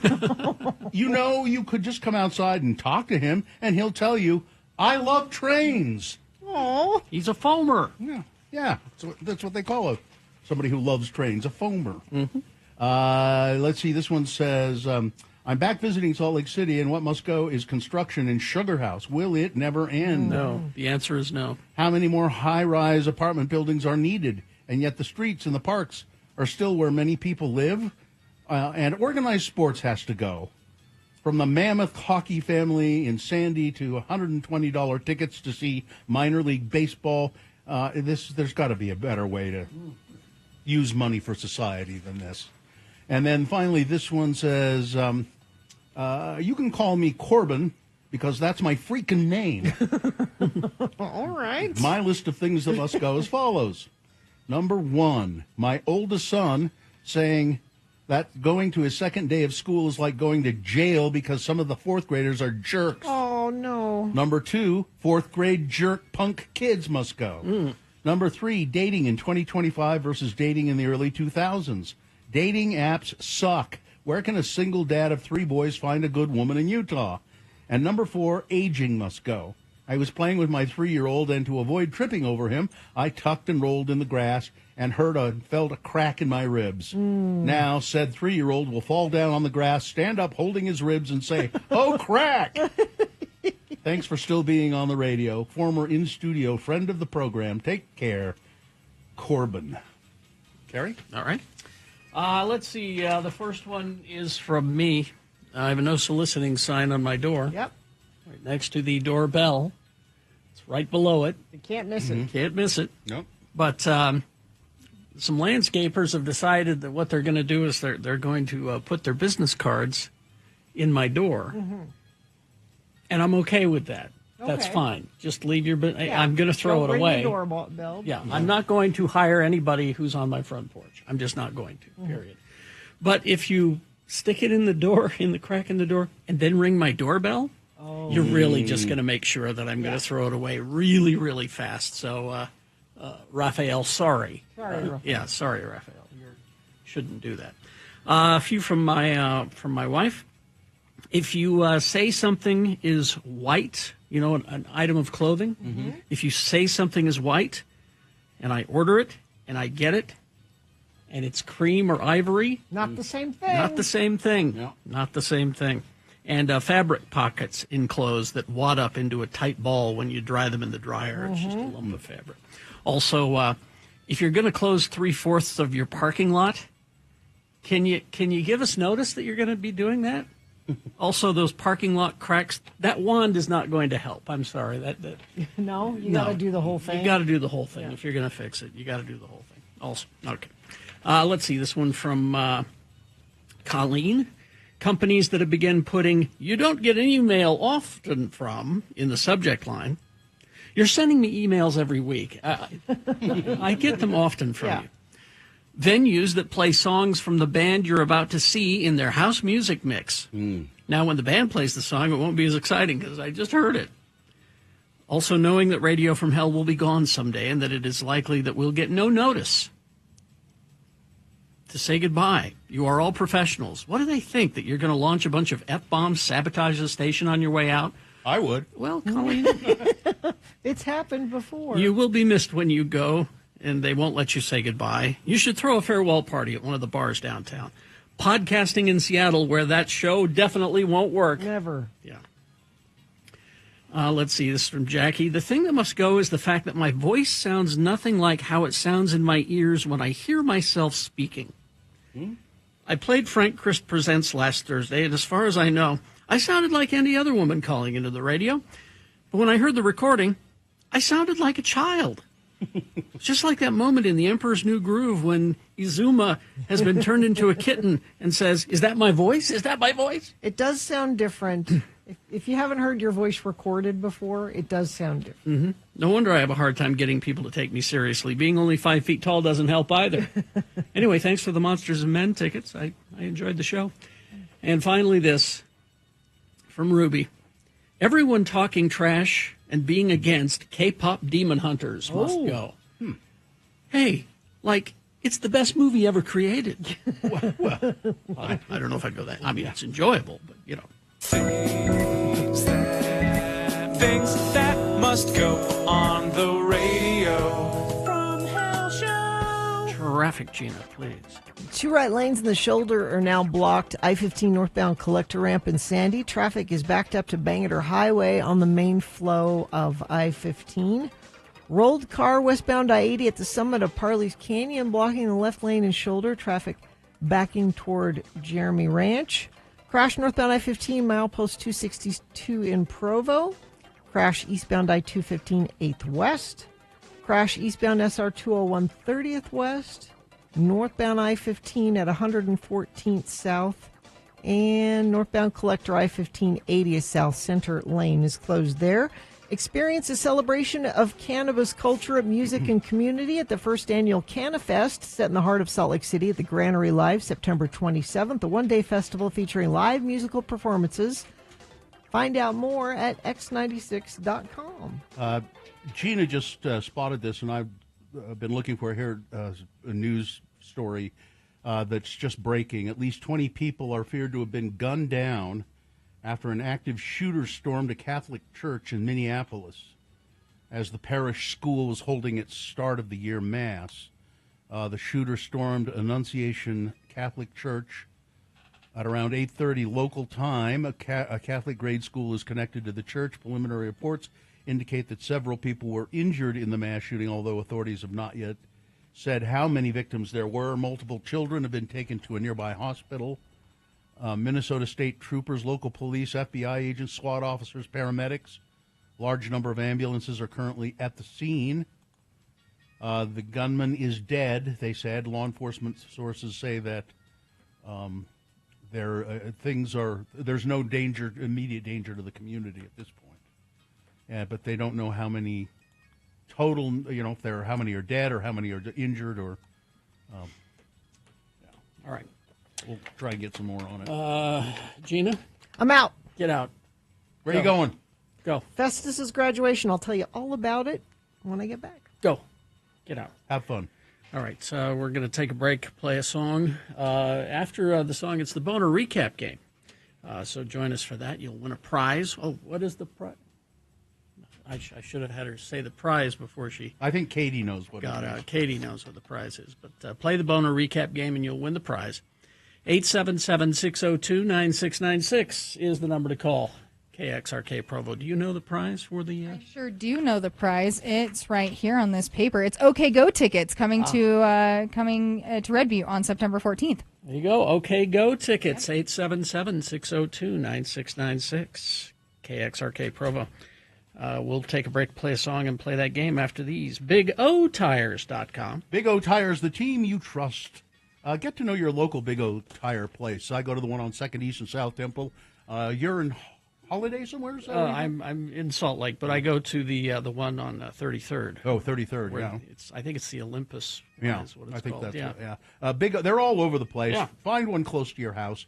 You can make an appointment online at bigotires.com. Right now through September 1st, save up to $120, instant savings on selected sets of Nitto, Cooper, Nexen, or Sumitomo tires. And Big O Tires, remember, these people do more than just tires. They do oil changes and brake jobs and realignments and tire rotations, air conditioning service if you're having trouble with that. Mm-hmm. So Big O Tire, and they know that tires and these things can be an unexpected expense. So Big O offers no credit needed financing. Go to bigotires.com. They are the team that you trust. So I was kind of surprised last night. I saw a tweet from our good friend of the program, Steph. Mm-hmm. Stephanie? Who has her ears and eyes on everything. Yes. She's a valuable source. And somehow she saw this before I did. Because I came in and I asked Gina, why haven't we talked about this? So my sister, Mikhail, and I have been working with the University of Utah for months, trying to set up a scholarship in my dad, Tom Barberi's name. You might not know who he is or why that's important, but... legendary radio guy here in Salt Lake. And a big supporter of the U, and we thought a nice way to honor him would be to have a communications scholarship set up in his name. at the U. And the U's been fantastic to work with, and they've been so enthusiastic about this and appreciative of all the work he did over, 30 plus years. So is this a scholarship only if you want to go into radio, right? No, and actually we talked about that. Because, Bill, radio's a dying industry. I've heard that. And people are dying in it. It's more generalized than that, because actually he was more generalized than that. He had a radio show, but he also, for 18 years, wrote a column in the Tribune. He had several TV shows on KUED. Mm-hmm. He wrote for Salt Lake Magazine. He wrote for City Weekly. What you're saying is he had a hard time holding a job. No, he did all these at the same time. Yeah.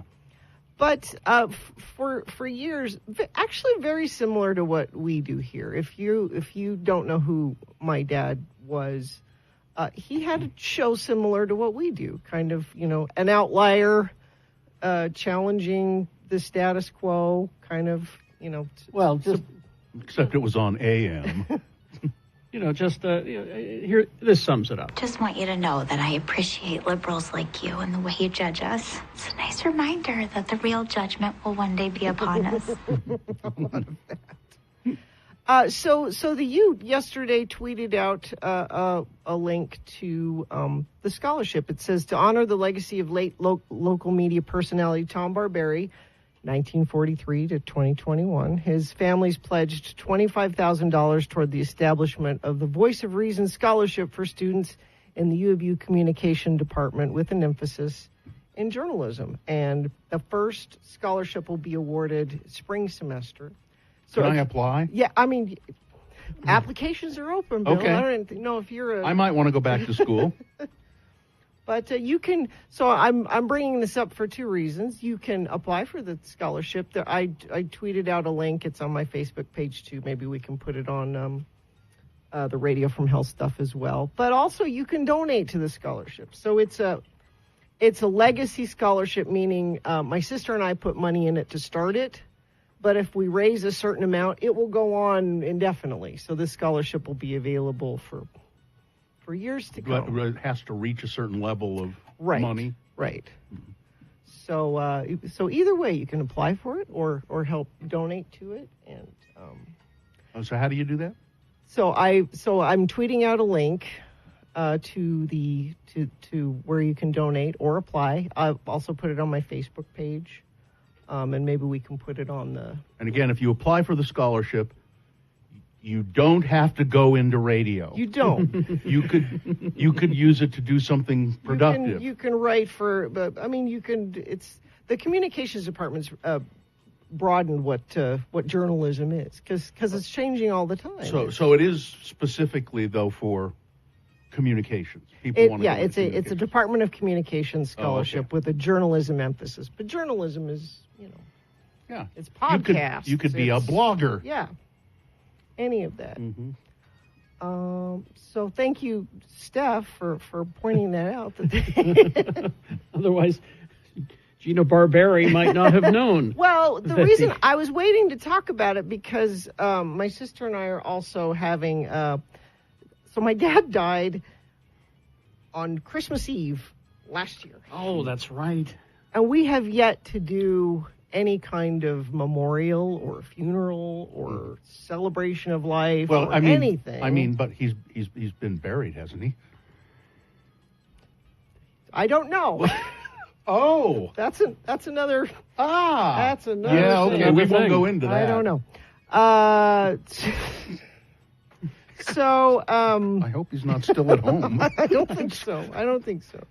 So we're gonna at the last game of last home game that the Utes have, they play Stanford. We're having a tailgate tent dedicated to my dad. And so if you are, I know we have listeners that tailgate every game. Mm-hmm. Make sure you come by and we have chili. I don't know if we'll have. I think we're going to do caputos. Ooh, that's good. Okay. And when is that? That's the 12th of November. Oh, okay. That's a Saturday. Yeah. All right. And it's a very casual memorial celebration. But do you know what? It's perfect for him. Mm-hmm. I mean, he would have loved it. He would have loved that his. I have never been to the tailgating event at the U. You haven't? No, never. I mean, I live close. I could. So this will be my excuse to go. There you go. Steph says it's cool. The communication department doesn't get much love when it comes to donations, so this is huge. Oh, that's nice. Yeah, you might not know, there was no tailgating up at the U before my dad started it back in the 70s. We always tailgate in California. Well, no, the weird thing is where he used to tailgate was at the Stanford Games. Oh, really? So I it's see. kind of a full circle. It is. So all that stuff. Coincidentally. Yeah, all that stuff happening up at the U. My dad started that. He's like, you know what you do? You come early and you drink in the parking lot. People are like, can you do that? Yes. Crazy idea, I know, right? Liberals, intellectuals, peacemongers, idiots! Yeah. So they do allow drinking at the tailgating parties? Of course. Mm-hmm. Yeah. That's the whole. Or do people just do it? I mean, both, I guess. I wonder if they allow it or people just do it and they sort of look the other way.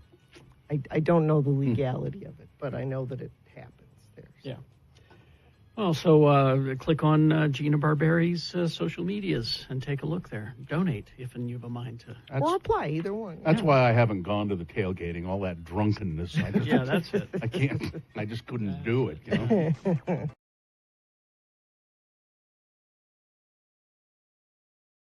Break the mold. Hearts united, we are bold. Join the parade, dance along. Feel the pride where we belong. Shake the ground, raise your voice strong. Celebrate all night long. Join the parade, dance along. Feel the pride where we belong.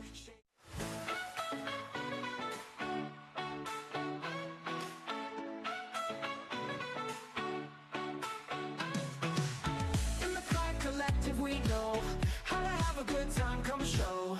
Colors, bright lights, all aglow. Watch and learn, my friend, let's go!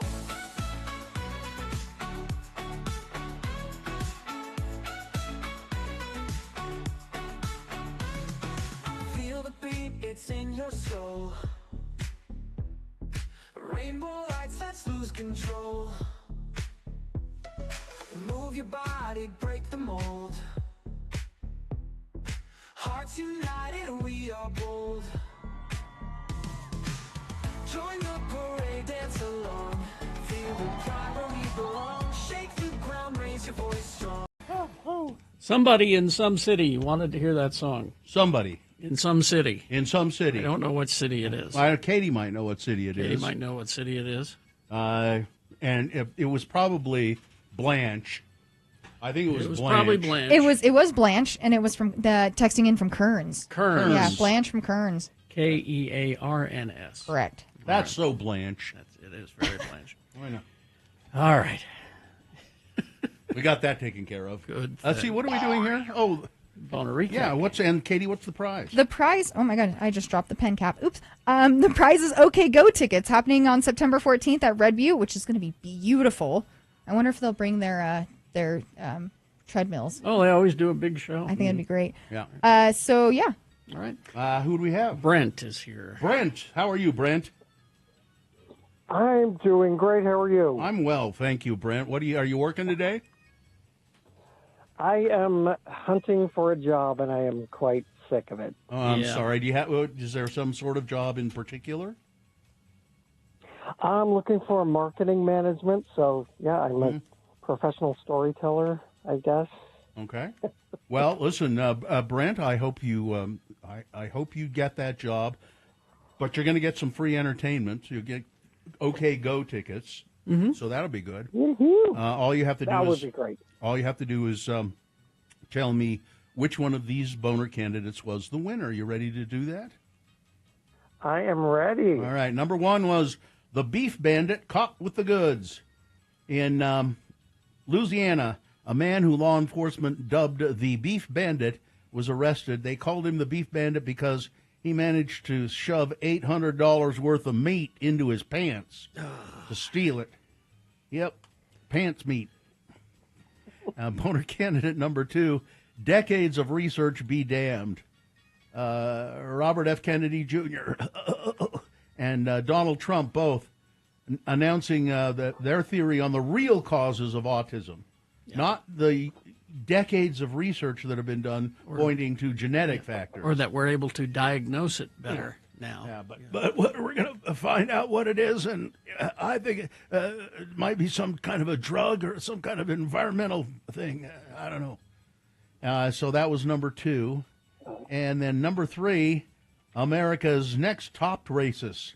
I've never really paid much attention to him until now, he's the worst. And now I'm going to stop paying attention to him. Yeah. Nick Fuentes, who says, called Chicago N-word hell, said that J.D. Vance couldn't possibly be the future of the Republican Party because he's not racist enough.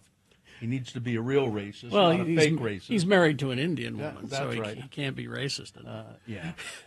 So those were the 3 candidates. Brent, who was the winner? I think everyone's so sick of hearing about RFK Jr. It looks like it was number 3. Is that right? Number 3. You're right. Yes. Woo-hoo. Yes. Nick Fuentes, and that'll be the last time I ever nominate him for anything. And folks, if your kids or if your husbands have Nick Fuentes on YouTube or podcast, have a talk with them. Yeah, or just leave. Quietly leave. Yeah. All right, we're going to put you on hold, Brent, and we'll tell you how to get those tickets. There you go. Okay, go. Get those tickets. Go. I got you. We will take a break. We'll be back. Big Boy News after these messages. Stand by for that. All right. So, RenaissanceRanch.com. If you have addiction problems, drugs or alcohol, this is the place that can help you, or your family member. They really do what they advertise they do, and that's help people get through drug and alcohol addiction. And as a matter of fact, they're so sure of their program that they have a lifetime guarantee. In other words, if you go through the program and then for some reason you relapse, you can go back and they'll make sure that it takes the second time and you go back for free. Renaissance Ranch, local family-owned Renaissance Ranch Addiction Treatment Center. Their program is designed to help male patients. They offer residential and outpatient services, and they're staffed by recovering addicts who understand cycles of addiction and know what you're going through. So schedule a free consultation with Renaissance Ranch. You'll find them at RenaissanceRanch.com. That's RenaissanceRanch.com, and they now accept most private insurance plans and Medicaid. It is the 23rd century. Humans have left the lowly confines of planet Earth and have sought their destiny among the stars. While many things have changed, one constant remains: the need for young men to venture forth and do the work of the Lord. This is the tale of 2 such men who at the age of 19 have answered the call of their bishop and are embarking on a 2-year mission to spread the gospel throughout the galaxy. This is the story of Space Elders. We begin our drama at the Space Bus Depot in Provo as our fine young missionaries-to-be, Lehigh Christiansen and Leron Butch Jinson, arrive in Happy Valley and await transportation to the MTC. Hi, I'm Lehigh Christiansen. Isn't this exciting? Oh, is this your first time in a space bus depot? No, I mean getting your mission call. Well, it was either this or a stint in the Space Marines. This way I'm out in 2 years and my parents are still happy. I've been waiting for this day since I was 8. I've been putting galactic credits into my missionary fund for the past 11 years. Oh. I can't wait to get into the field and start finding people to convert. Wow, you sure are in the right place. Well, my folks promised me a new land speeder if I found some way to avoid getting sent home early. Oh, looky, there's a droid over there holding a sign with my name on it. Must be our escort to the MTC. I am Decon 1. If you will follow me, I will show you to the MTC and get you settled into your quarters there. Sure. Yeah, whatever. Later, we find our strapping young lads in the midst of their indoctrination. Butch has just been told that he will have Lehigh as his companion for the next 2 years. Hey, wait a minute. 2 years with this guy? You don't seem overly enthusiastic about the prospect of spending 2 years with me. I'm not. Well, I think it's a keen idea. If you two are through, I would like to commence with your indoctrination. Here at the MTC, you will be given memory-enhancing implants. At the same time, a universal translating device will be placed inside your skull. You'll be outfitted with the latest in missionary technology, a laptop computer which contains the Bible, Book of Mormon, Pearl of Great Price, and the Doctrine and Covenants. It also serves as a holo projector to allow you to show your prospective converts those wonderful animated tales from the Book of Mormon, which have been loved by millions for centuries. You will also be issued a Mark 32 10-speed bicycle with hyperdrive and one of those cute luggage racks on the back. These bikes are capable of warp 9.3 and have a cruising radius of over 270 parsecs. You will be shown how to properly care for your hyperbike, and you will be responsible for its upkeep. Any questions? Yeah. Implants? Like inside my head? Yes. Keen! When do we start? Will Butch let the fine folks at the MTC put equipment in his head?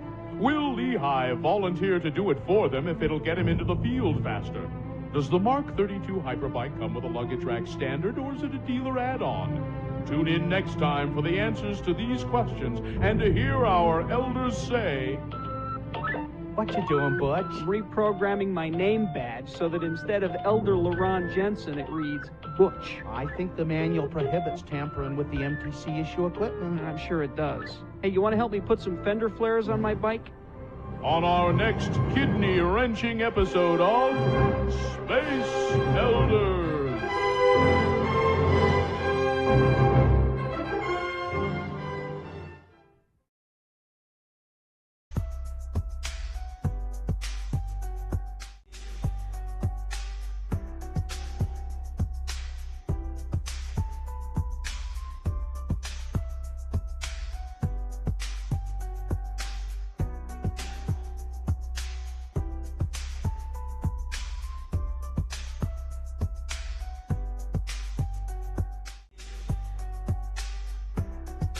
Right, it's 9:18 right now, and it is time for all of that leftover news that you have there that you have not used yet. And it is brought to you by. It is. Don't pay for tires and oil changes ever again. Get tires and oil changes for life with every new and used Mazda purchase over at Bountiful Mazda. See Bountiful Mazda today for details. Thank you. Authorities say that they contained an active shooter at a Minneapolis Catholic school and church after an incident decried by the state's governor as horrific. The shooting occurred at Annunciation Church, which also houses a school, and law enforcement officers were on the scene, according to Minnesota Governor Tim Walz. You remember him? Oh, boy. Yeah. I'm praying for our kids and teachers whose first week of school was marred by this horrific violence, Walz said. The shooter was contained, according to an update from the city of Minneapolis on social media. There's no active threat to the community at this time, said Minneapolis Police Department. According to neighboring city of Richfield, officials have reported 20 victims. A man dressed in all black and armed with a rifle was reported at the scene. Minneapolis police say they didn't immediately respond to a request for USA Today called them, and they said we don't have any comment at this time. They're not saying, as of this writing, how many people. There are 20 victims, but they're not saying they're just injured or dead, or we don't know. We don't know any of that stuff. So that's all we've got for now. This is America. Let's see. Box Elder County schools have changed their schedule because of the shooting of police officers there. Mm-hmm. They adjusted their school schedules as communities prepare for the funerals of Sergeant Lee Sorensen and Officer Eric Estrada. All schools within the district will follow an early out schedule today and will be closed for the funerals tomorrow and Friday. The school district said all evening activities will go on as planned. Box Elder County School District said a decision to change the school schedule was made to give the community a moment to pause and honor those who protect their freedoms. School officials said it expected the number of missing staff and students would impact the quality of education. It also wanted to give the time to the community to support one another, and so it's best that we just cancel the classes for those 2 days. A movie date for a Canadian couple married 26 years turned into a big, messy adventure after the wife's wedding rings ended up at the dump. Steve Van Jezeldik and his wife Janine returned from the movie theater with a bag of popcorn, but accidentally spilled the popcorn in their garden. While cleaning up the buttery snack, Janine's rings apparently slid off and into the popcorn bag, which was then thrown into a compost bin. When the couple realized what had happened the next day, the compost bin had already been collected. But Steve resolved to get the rings back, even if it meant digging through all of the trash at the landfill. Wow. My wife was very skeptical. I told her, I'm going to go to the dump tomorrow morning and ask to search the facility. And she's like, they're not going to let you. And I was like, well, you never know, eh? You got to try, eh? The landfill did let him try. And a similarly skeptical worker who admits that he thought Steve had no chance even helped him by using an excavator. Steve turned out to be right after recognizing some sausages that he had thrown into the compost bin earlier in the day. Hey, those are my sausages. I know those sausages anywhere. He ended up finding both rings before his wife could even buy a metal detector and come to the site to help. She was going to go get a metal detector and come. That's hilarious. But there he found them in the dump. Sausage. A man has been charged with grand larceny for stealing railroad track valued at $22,000 from Aberdeen and Rockfish Railroad property in Bennettsville, the Marlborough County Sheriff's Office said, Bennettsville, South Carolina. Walter Tyndall was also charged with trespassing on a railroad track following his arrest, being held at the Marlborough County Detention Center. He stole railroad track worth $22,000, I guess, for scrap metal, I guess. I don't think he was going to build a railroad, is what I'm saying. Who doesn't love man's best friend? Who doesn't? Donald Trump. Plenty of Americans do. Yeah, he doesn't seem to like dogs, does it? No, he doesn't. Like a dog. The U.S. News and World Report wanted to see which breeds are the top picks among U.S. dog owners. Sifting through 3.5 years of data from the Fletch Pet Insurance Firm on the type of pups owned, as well as where specifically their owners hail from, the Labrador Retriever wins the popularity contest, with the Chihuahua falling from last year's top spot to number 2. So America's favorite dogs, number 1, Labrador Retriever. Number 2, Chihuahua. I'm seeing a lot more Chihuahuas these days. And then Golden Retriever. Golden Retriever. Wouldn't Golden Retriever be higher than Chihuahua, you would think? You would think. The American Pit Bull Terrier is number 4, German Shepherd number 5, the French Bulldog number 6, number 7, those wacky golden doodles, number 8, the Shih Tzu, number 9, Yorkshire Terrier, and number 10, Weenie Dog. Weenie Dog. Dachshund, Weenie Dog. No mutts? No. Mutts not in there? No, they just did breeds. Hmm.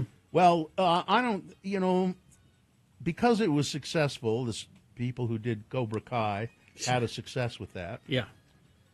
Which it's beyond me, really. I never was a big fan of the Karate Kid I wasn't a movies. fan of the Karate Kid. I did watch the first season of Cobra Kai. I saw the appeal, but it wasn't for me. Yeah.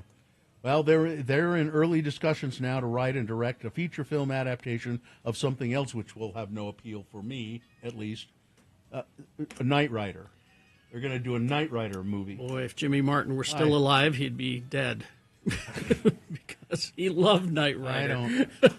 I just never really. The original Knight Rider, of course, centered on Michael Knight, a detective who becomes an agent for the Foundation for Law and Government, FLAG, and his partnership with an advanced AI-powered car, KIT. The new adaptation, was what was the actor's name? Oh, he was on Saint Elsewhere. On Saint Elsewhere. And he was on the Mr. Belvedere Rings a Bell. Michael. Or, I can't remember his name. Anyway, the new adaptation aims to bring a fresh perspective to the classic property, like Cobra Kai did for the Karate Kid. The same producing team is also developing projects based on Ferris Bueller's Day Off. Now, that one is a mistake. Yeah. And Harold and Kumar. Wizard of Oz. The Library of Congress has added a trove of Wizard of Oz memorabilia to its collection. William Daniels. Thank you. William Daniels. Thank you. Michael. The Wizard of Oz memorabilia, including the only known draft of lyrics for the song Over the Rainbow. Okay. The archives includes 35 manuscripts from composer Harold Arlen and lyricist Yip Harburg. Yep. Along with letters from producer and co-director Mervyn LeRoy. It also features Arlen's 1939 Academy Award for Over the Rainbow. The song has long been regarded as one of the greatest movie songs of all time. Mm-hmm. You'd be hard pressed to disagree with that. Yeah, I think. that's a tough. That's a high bar. Yeah. So they're doing that, and they've got the original script, the original writing of that song, the score. And didn't I read that somebody's doing a reboot? Got it right here. Yeah, there you go. It's the writer-producer Gina Matthews, who's responsible for 13 Going on 30 and Isn't It Romantic, and executive producers Gwen Stefani and Blake Shelton That's who are teaming up for Dorothy, a modern-day adaptation of The Wizard of Oz. The music-infused young adult series I'm proud of myself because it says Yah series here, but I'm proud of myself that I knew that in young adult. You knew it was young adult instead of Yah series. Yeah. If you were at KSL, you would have just said Yah series. Yeah. The Yellow Brick Road as a metaphor for the challenges and choices facing Yahs today. That's young adults. In a statement, Stefani said, "It's a creative and modern take on a classic, and being part of something that blends music, emotion, and character of Dorothy is inspiring to me. When I just sort of scanned through this, I was afraid that Gwen Stefani was going to be playing Dorothy, which would be a terrible mistake. Yeah, that would be. They need to have a young. They need a Yah. They need a Yah to do it. Yeah. John Fogerty, not a Yah. Not a Yah. Hardly. He's an old adult. OA. He's revisiting his rich past of music with the release of Legacy, the Creedence Clearwater Revival, featuring 20 re-recorded Creedence classics. This way he gets the money. Yeah, including Fortunate Son, Bad Moon Rising, and Have You Ever Seen the Rain? Mm-hmm. All great songs. The album is very much about the iconic singer further cementing his place in music history and getting the money.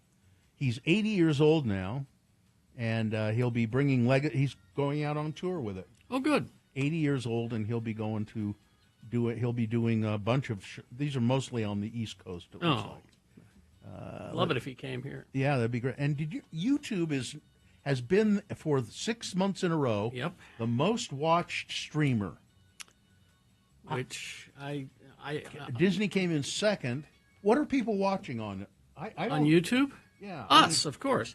Well, yes. But. No, I don't know what they're watching on. There's a lot of podcasts and video recordings like us that are on there. Things. Yeah, I mean, occasionally I watch something. I'll watch Daryl's House. My husband's consistently on YouTube. Consistently, he listens to things at his work all the time, from books to.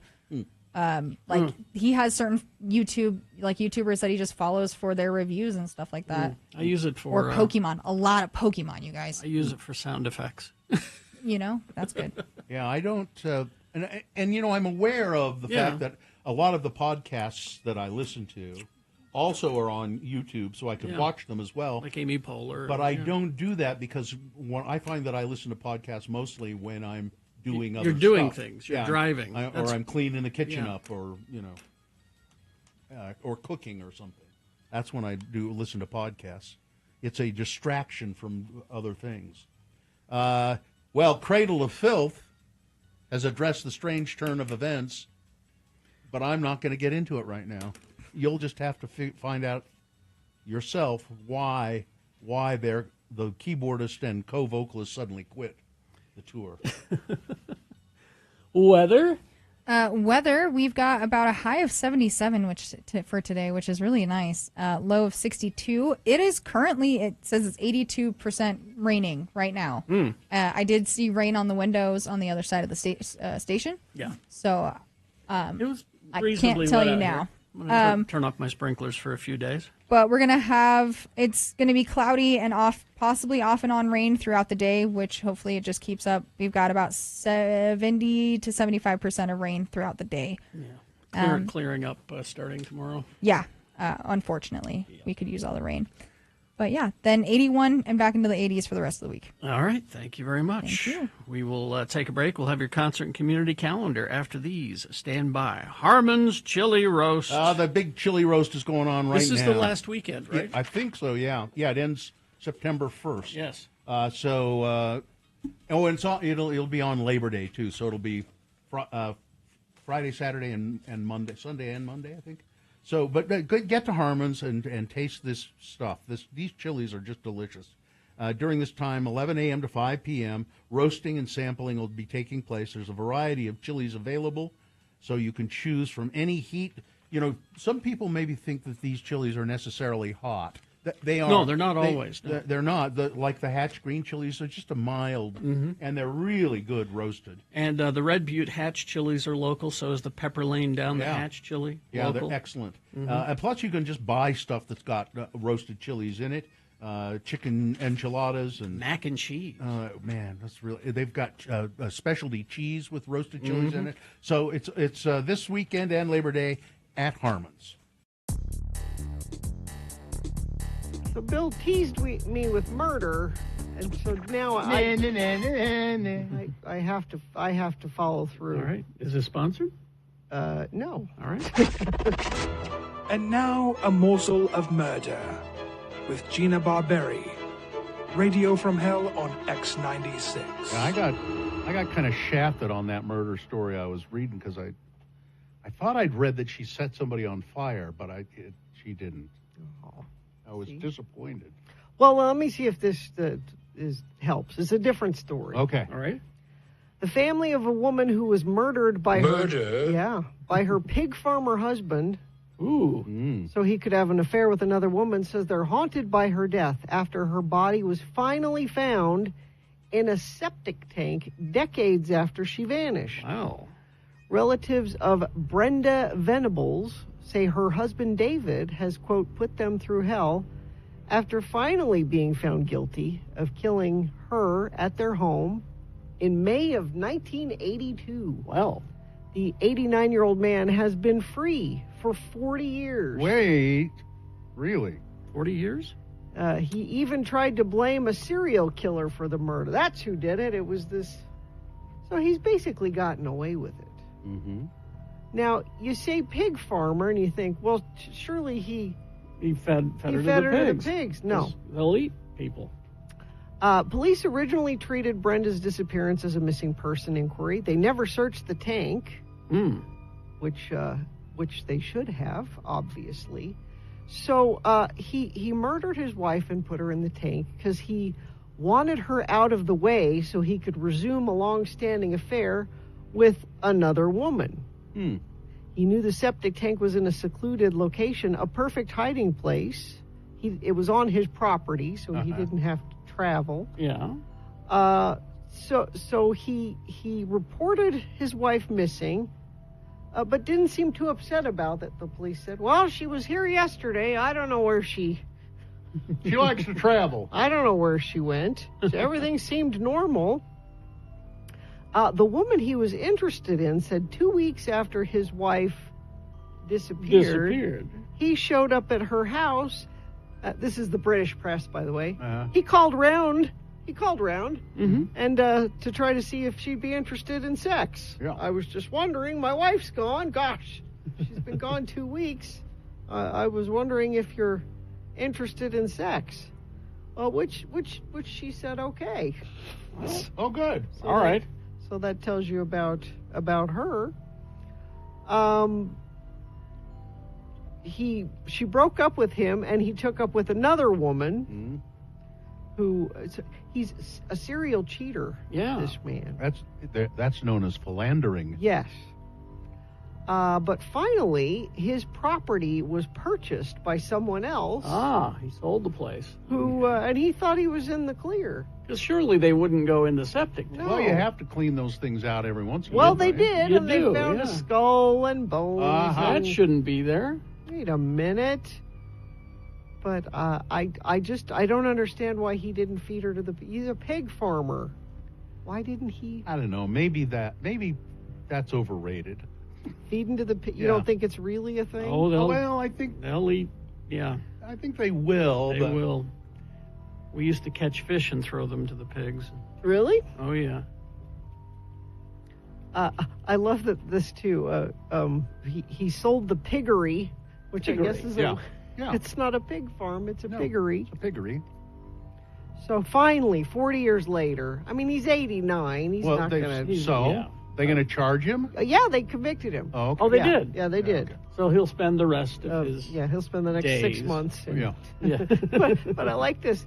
The psychiatrist at the trial described him as, quote, a typical farmer, displaying little or no affection to his wife, but showering praise on the family dog. You're a good boy. Yes, you are. That's a typical farmer, huh? It is. I guess. It really is. All right. Not displaying affection for his wife. I guess. Yeah. Meaning, it's not unusual that he wasn't nice to his wife. That's what no farmers are nice to their wives. No. All right. So there you go. Just a little morsel of murder. I've known some very nice farmers, however. Well, you're not a farmer's wife. Yeah. Well. You ever talk to them? Get their side of the story?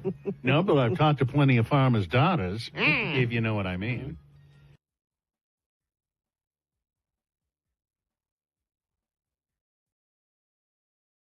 It's up and running, and it's Trent's. It is Mr. Live Nation himself, Trent Falcone. Good morning, sir. Good morning to you guys. How are you? Oh, good. Oh, just...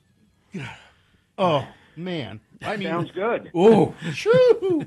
Telling you, man. All righty. All right. All right. We got some concerts to talk about here?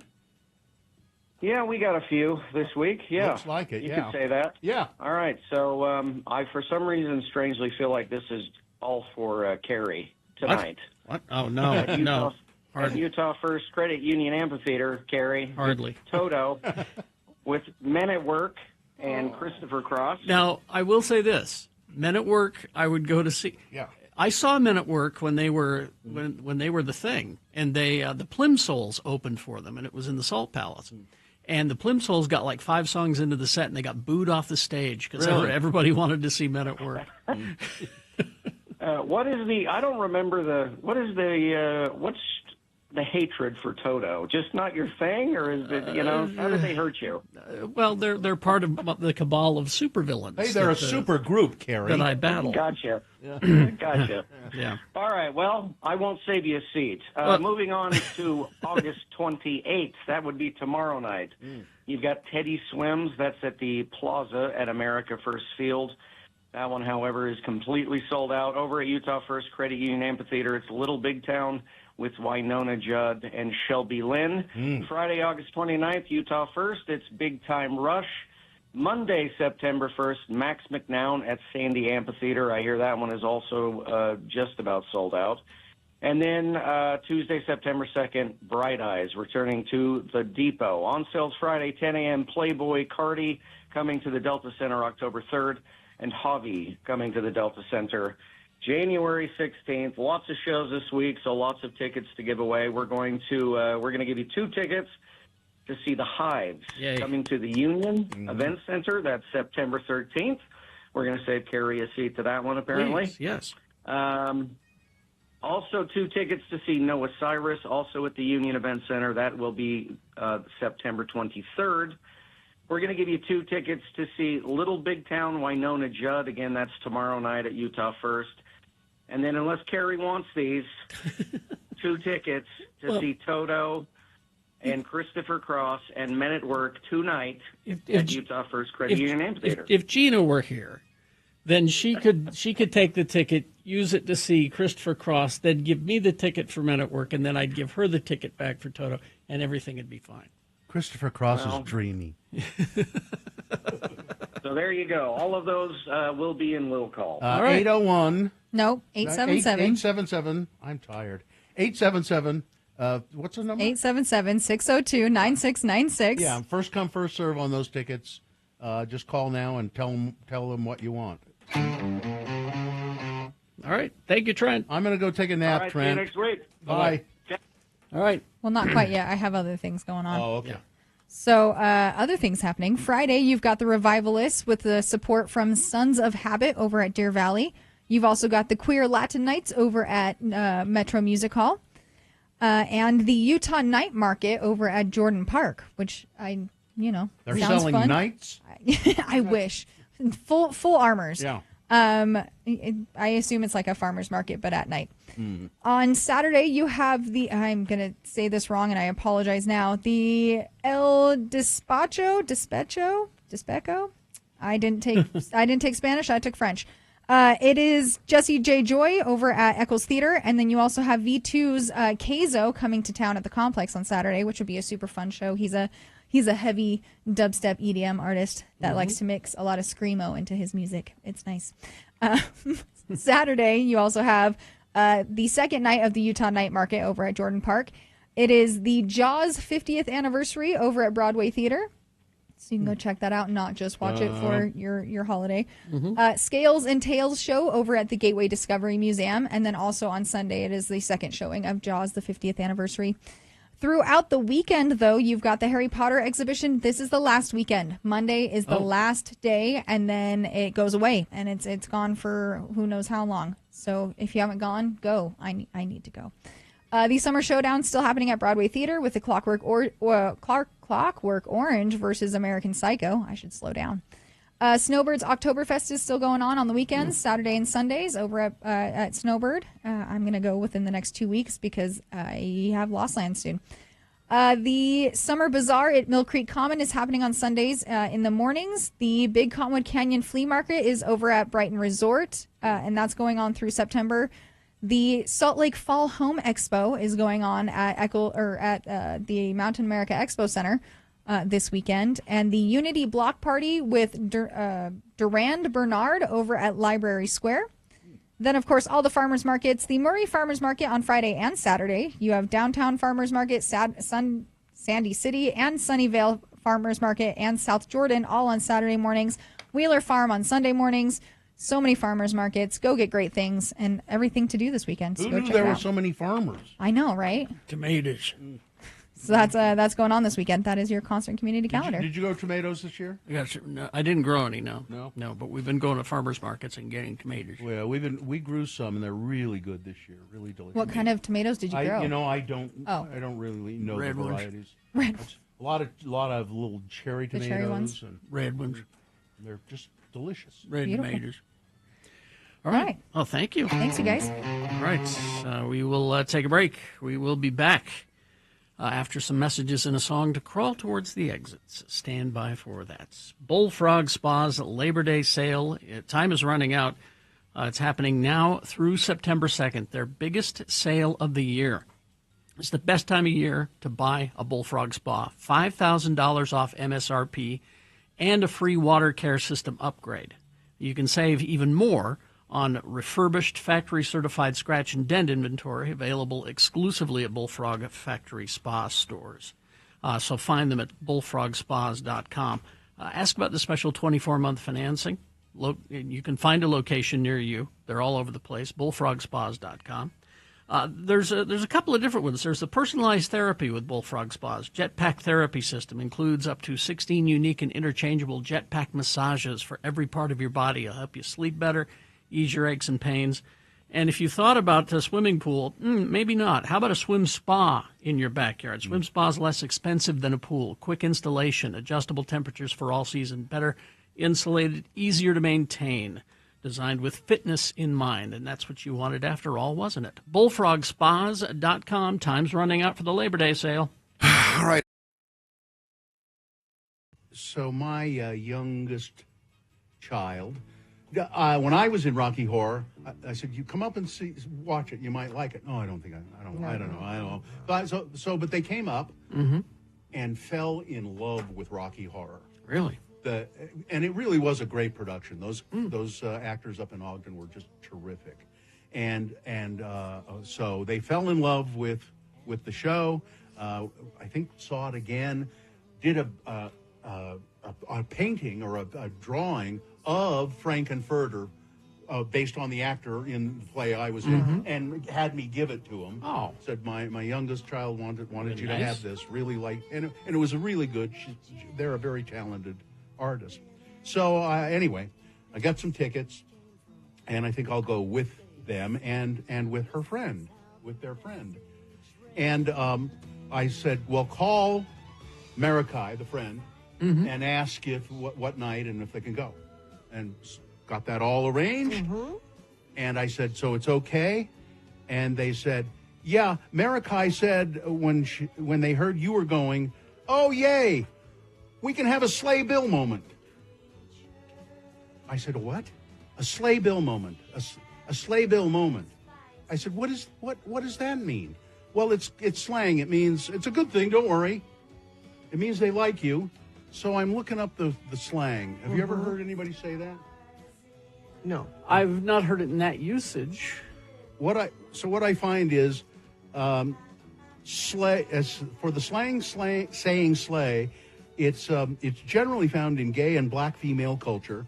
It can be used whenever a person looks self-confidently good, acts in a self-empowered way, or does or achieves something spectacular, especially in the face of some challenge. And then I look further, and it says, you might want to use it in the same way you would say something is good soup.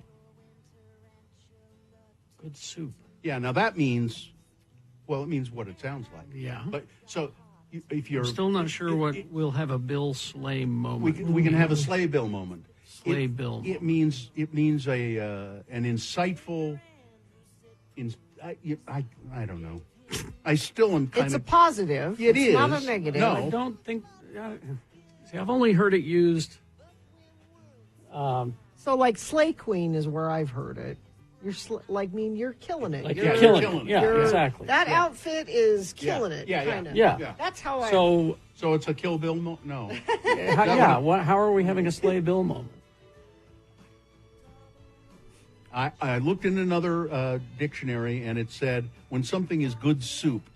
Sleigh can also mean... I don't know what that means. A sleigh moment is when something is good soup. Well, so good soup is like if you eat something, particularly soup, and you go, "Hi, that's good soup." But if you do something cool, you say, did you enjoy that? Yeah, man, it was good soup. Yeah, I've never heard that. I haven't either. That one I've not heard. I haven't either. But so it's similar to that apparently. Sleigh moment when something is good soup. Well, I think so. What they were meaning is, it'll be good soup for us to go together. And this is when you were in the show. No, this is last night. You're going. Last night. Okay, because I'm going to go with them. Yeah, because if you were in the show, then maybe it would be, you would slay. No, it's just I think. Like, you killed it in that show. Yeah. Really. What I finally took it to mean was, their friend is looking forward to spending some time with me because they think they like me. They think I'm funny or probably they think I'm weird. I think we're going to need a full report after you go, and I would ask the friend to identify the moment the sleigh happens. Maybe I'll try and clear. There's the sleigh. Maybe I'll try and clear this up tomorrow. I'll have my kid get a hold of the friend, and I'll even ask, may I talk to the friend and just say the sleigh. Kind of lay this out for me if you would, and then I'll report back tomorrow.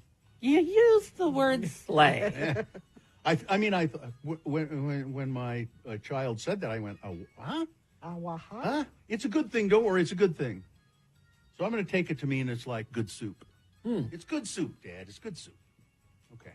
I think, we need a follow-up. Yeah. All right. Or if anybody out there, if you know what my kid is talking about. Somebody says in the chat room, I asked my kid about these slang phrases, and they can't really explain them. They just say them. Sleigh Bill. I'll ask my kids tonight. Yeah, use it in a sentence, please. Okay. Well, a Sleigh Bill moment. Oh, wait, we have a young person here. Nick. Nick, can you help out? I could have hopped in a while ago, but I kind of wanted to see where you guys. Am would I take close? Am I close to what I this think is? you're just overthinking it. I don't know where the good soup came from, but right here in the Urban Dictionary, sleigh 'cause moment when something is good That's soup. the authority, right? Come on, it's lovely you crushed weather it. for a sleigh bell. You did great. Together. Yeah, you slayed. I think this is accurate because the word vagina is in there too. What? And it's what's the I Urban know- Dictionary, Gina? It has to be in there. I know it's very popular in like drag communities. Say a lot like "you slayed, Queen," and and- That's where I've heard it. Yeah, and my That's killing it. That's, yeah, that's, exactly. That's how I've heard it But used. having, but which is having why a sleigh bill moment. I think that was the exact quote. What does that mean?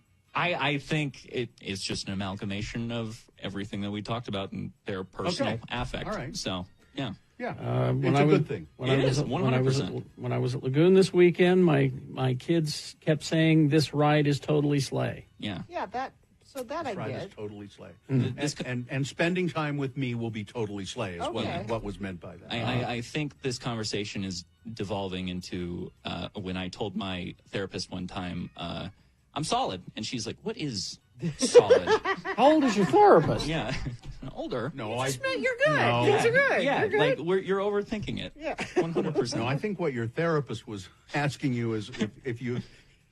No, I don't. Here you No, go. She said solid. I like solid. Like that is good. But what do you mean by that? A texter just said, this just in, sleigh and good soup are no longer trendy slang. The death of the lingo was brought about due to a morning radio show discussing the terms. You'll So, never hear them again. You don't have to worry about it. Excellent. We killed it. Excellent. We slayed it. No, No. did we? What? I. Huh? Somebody says, I think they're both of. Don't call this day drinking. This is refined. This is special.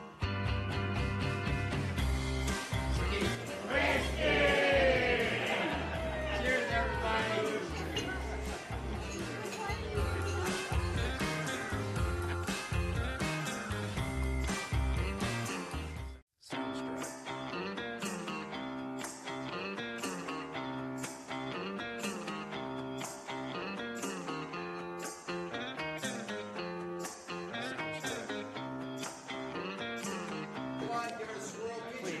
Don't call this day drinking. This is refined. This is special.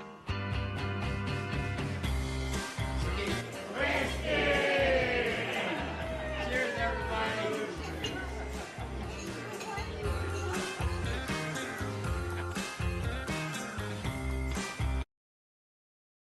Well, I had the vinyl, but because they're playing tonight. Tonight at Utah big- First. Yeah, the big one. Utah First Credit Union Amphitheater. Tonight, Toto and Men at Work and Christopher Cross. Christopher Cross. You know, he's so dreamy. He really is dreamy. I have He's- no. What's his song? Sailing. That was his. Sailing, hit? yes. Yeah, that was his. and he's anything but dreamy. Yes. Gooey is what I meant to say. Gooey. Was that his only hit? Oh, he had a. Oh no, couple he of had a others. bunch. Let me look him up here real quick. It won't take me long. He had quite a few. And Toto they were a super group, right? They were. Well, they played on just about every record of different bands throughout the 70s and the 80s. Just members of the band were session musicians, and they were some of the best in the business. Mm-hmm. And then they did form. Sailing, Arthur's Theme. Oh yeah. Caught between the moon and New York Yes. City. Also, Ride Like the Wind. How could you forget Ride Like the Wind? Such a long way to go. Yep. Is that it? Yep. Yeah. And then the song from the General Hospital, Think of Laura.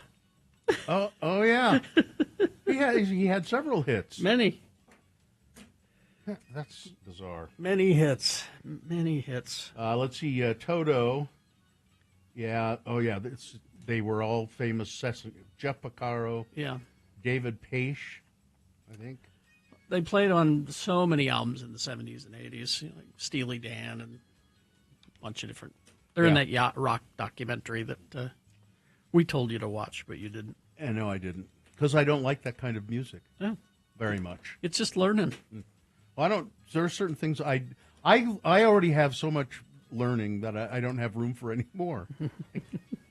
It's hard. I have to get rid of things in my brain if I want to put new things in. Otherwise, you might just roll right through a story and say "ya" instead of young adult. No kidding. But I was very proud of myself for catching that, because I know you're right. KSL would have said it. Yeah. Whoever was reading it on KSL. For the "ya" audience. For the "ya" audience. Mm-hmm. And there are certain things that I pretend to understand that I don't. Grant, what is "ya"? What would that be? What would that be, Grant? I don't know. What is "ya"? I just don't know. I don't know what the young people, I don't know what the young adults are doing these days. What is "ya"? What is "ya"? All right. Let's do the promo. Okay. I have to act in this one again. You do? Looks like it. Oh, okay. There's stage directions there. Stage direction right there. I'm yeah. supposed to be sad. All right. Can you do that? Let's see. Oh, Thursday's Radio from Hell show features Frank Chris Presents and Boner of the Day and some other stuff. You sound upset, Bill. What's the matter? Gina won't be here, so I've got nobody to yell at. Cheer up. I've got this plush Mike Lee doll you can yell at. Does this help? Hey, I'm feeling better already. Radio from Hell, your radio punching bag, Thursday morning here on X96. Was that convincing? Sure. Okay, thanks. That's all I need, a pat on the back and a good cigar. Give me a cigar and a pat on the back. Fine job as always, Katie. Live long and prosper, bitches. Don't you know who I am? Something goes here. Artie Fufkin is next.